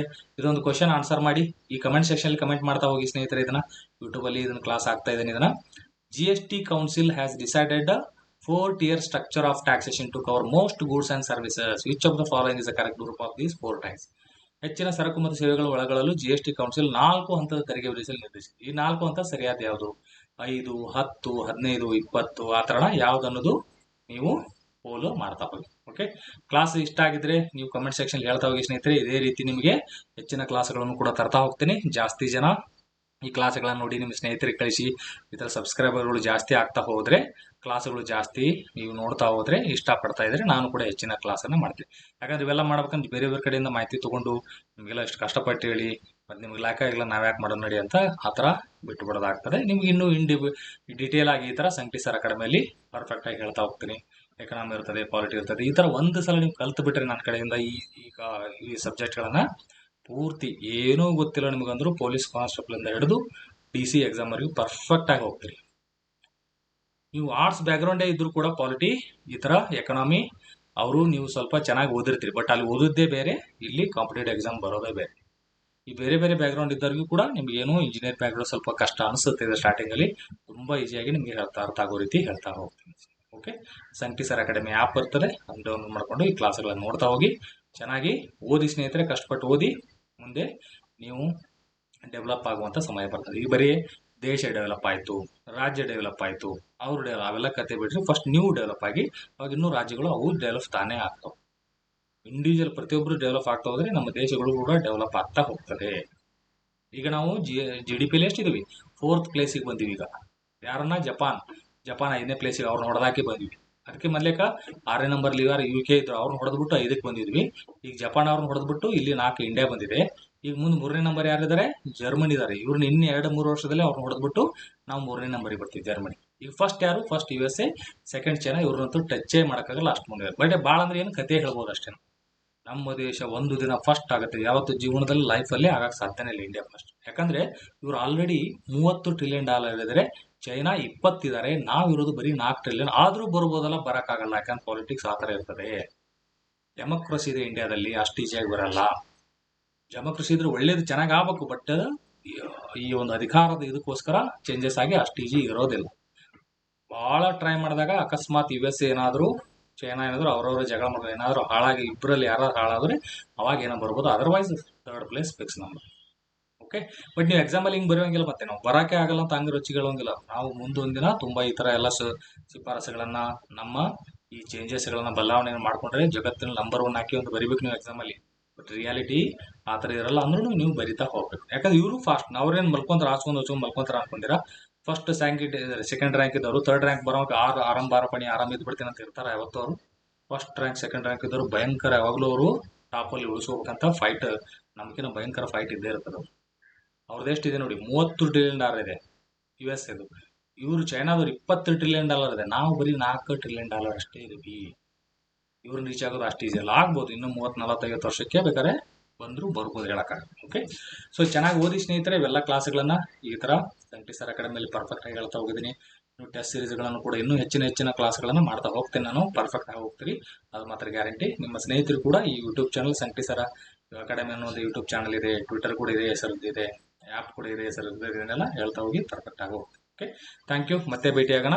ಚೆನ್ನಾಗಿ ಓದಿ, ಕಷ್ಟಪಟ್ಟು ಓದಿದರೆ ನೀವು ಮುಂದೆ ಒಂದು ಒಳ್ಳೆಯ ಸ್ಥಾನ ರೀಚ್ ಆದಾಗ ನಿಮಗೆ ಏನು ಸ್ಟಾರ್ಟಿಂಗಲ್ಲಿ ಏನು ಅವಮಾನಗಳಾಕವ, ಈ ಹುಡುಗರು ಯಾಕೆ ಓದಿರಪ್ಪ ಅಂದ್ರೆ ಇಲ್ರಿ ನಮಗೆ ಭಾಳ ಅವಮಾನ ಆಗಿದೆ, ಭಾಳ ತೊಂದರೆ, ಜೀವನ ಪರ್ಯಂತ ಆಗ್ತಾನೆ ಇರ್ತದೆ, ಅದು ಬಿಡಲ್ಲ. ನೀವು ಸಕ್ಸಸ್ ಆದರೆ ಅವಾಗ ಮಾತ್ರ ಸ್ವಲ್ಪ ಕಡಿಮೆ ಆಗುತ್ತೆ, ಸ್ವಲ್ಪ ಕಡಿಮೆ. ಅವಾಗೂ ಆಗಲ್ಲ ಅಂತಲ್ಲ, ಅವಾಗೂ ಇರ್ತದೆ. ಹಾಗಂತ ಅದು ಕತ್ತಿ ಹೇಳ್ಕೊಂಡು ಸುಮ್ಮನೆ ಟೈಮ್ ವೇಸ್ಟ್ ಒಳಪತ್ಲಿ. ಪ್ರತಿ ಕ್ಷಣನೂ ಕೂಡ ನಿಮ್ಮ ಗುರಿ ಕಡೆ ನೀವು ಮೂವ್ ಆಗ್ತಾ ಇರಬೇಕು. GST ಕೂಡ 8 ವರ್ಷದಿಂದ ಬರೀ 90,000 ಕೋಟಿ ಇದ್ದಿದ್ದು ಈಗ ಅದರ ಡಬಲ್ 2.5 ಪಟ್ಟಾಗಿದೆ. ಒಂದೇ ತಿಂಗಳಿಗೆ 2,30,000 ಕೋಟಿ ಬರ್ತಾ ಇದೆ. ಅವಾಗ ಬರೀ 90,000 ಕೋಟಿ ಬಂದಿತ್ತು. ಸೊ ಇದೇ ಥರ ನಿಮ್ಮ ಜೀವನದಲ್ಲಿ ನೀವು ಈ ಥರ ಒಂದು 10 ವರ್ಷದಲ್ಲಿ ಈ ಥರ ಡೆವಲಪ್ ಹಾಕೇನು ನಾನು ಅನ್ನುವಂಥದ್ದು ಗಮನದಲ್ಲಿಟ್ಟುಕೊಂಡು ಚೆನ್ನಾಗಿ ಓದ್ತಾ ಹೋಗಿ ಒಳ್ಳೆಯದಾಗ್ತದೆ. Okay, thank you. ಮತ್ತೆ ಭೇಟಿಯಾಗ. ಕ್ಲಾಸ್ ಇಷ್ಟ ಆಗಿದ್ರೆ ಇವೆಲ್ಲ ಜಾಸ್ತಿ ಕಮೆಂಟ್ಗಳು ಮಾಡ್ತಾ ಹೋಗಿ, ಆನ್ಸರ್ ಮಾಡ್ತಾ ಹೋಗಿ. ಕ್ಲಾಸ್ ಹೇಗಿತ್ತು, ಮತ್ತೆ ನೆಕ್ಸ್ಟ್ ನಿಮ್ಮ ಸ್ನೇಹಿತರು ಕೂಡ ಇದ್ರ ಬಗ್ಗೆ ಹೇಳ್ತೇವೆ. ಅವಾಗ ಇನ್ನೂ ಹೆಚ್ಚಿನ ಕ್ಲಾಸನ್ನು ಮಾಡ್ತಾ ಹೋಗ್ತೇನೆ ಫ್ರೀಯಾಗಿ ಯೂಟ್ಯೂಬಲ್ಲಿ ಕೂಡ, ಮತ್ತು ಇಲ್ಲಿ ಆ್ಯಪಲ್ಲಿ ಕೂಡ ಚೆನ್ನಾಗಿ ಕ್ಲಾಸ್ಗಳಿರ್ತಾವೆ, ಅವನ್ನ ಕೂಡ ನೋಡ್ತಾ ಹೋಗಿ. Thank you.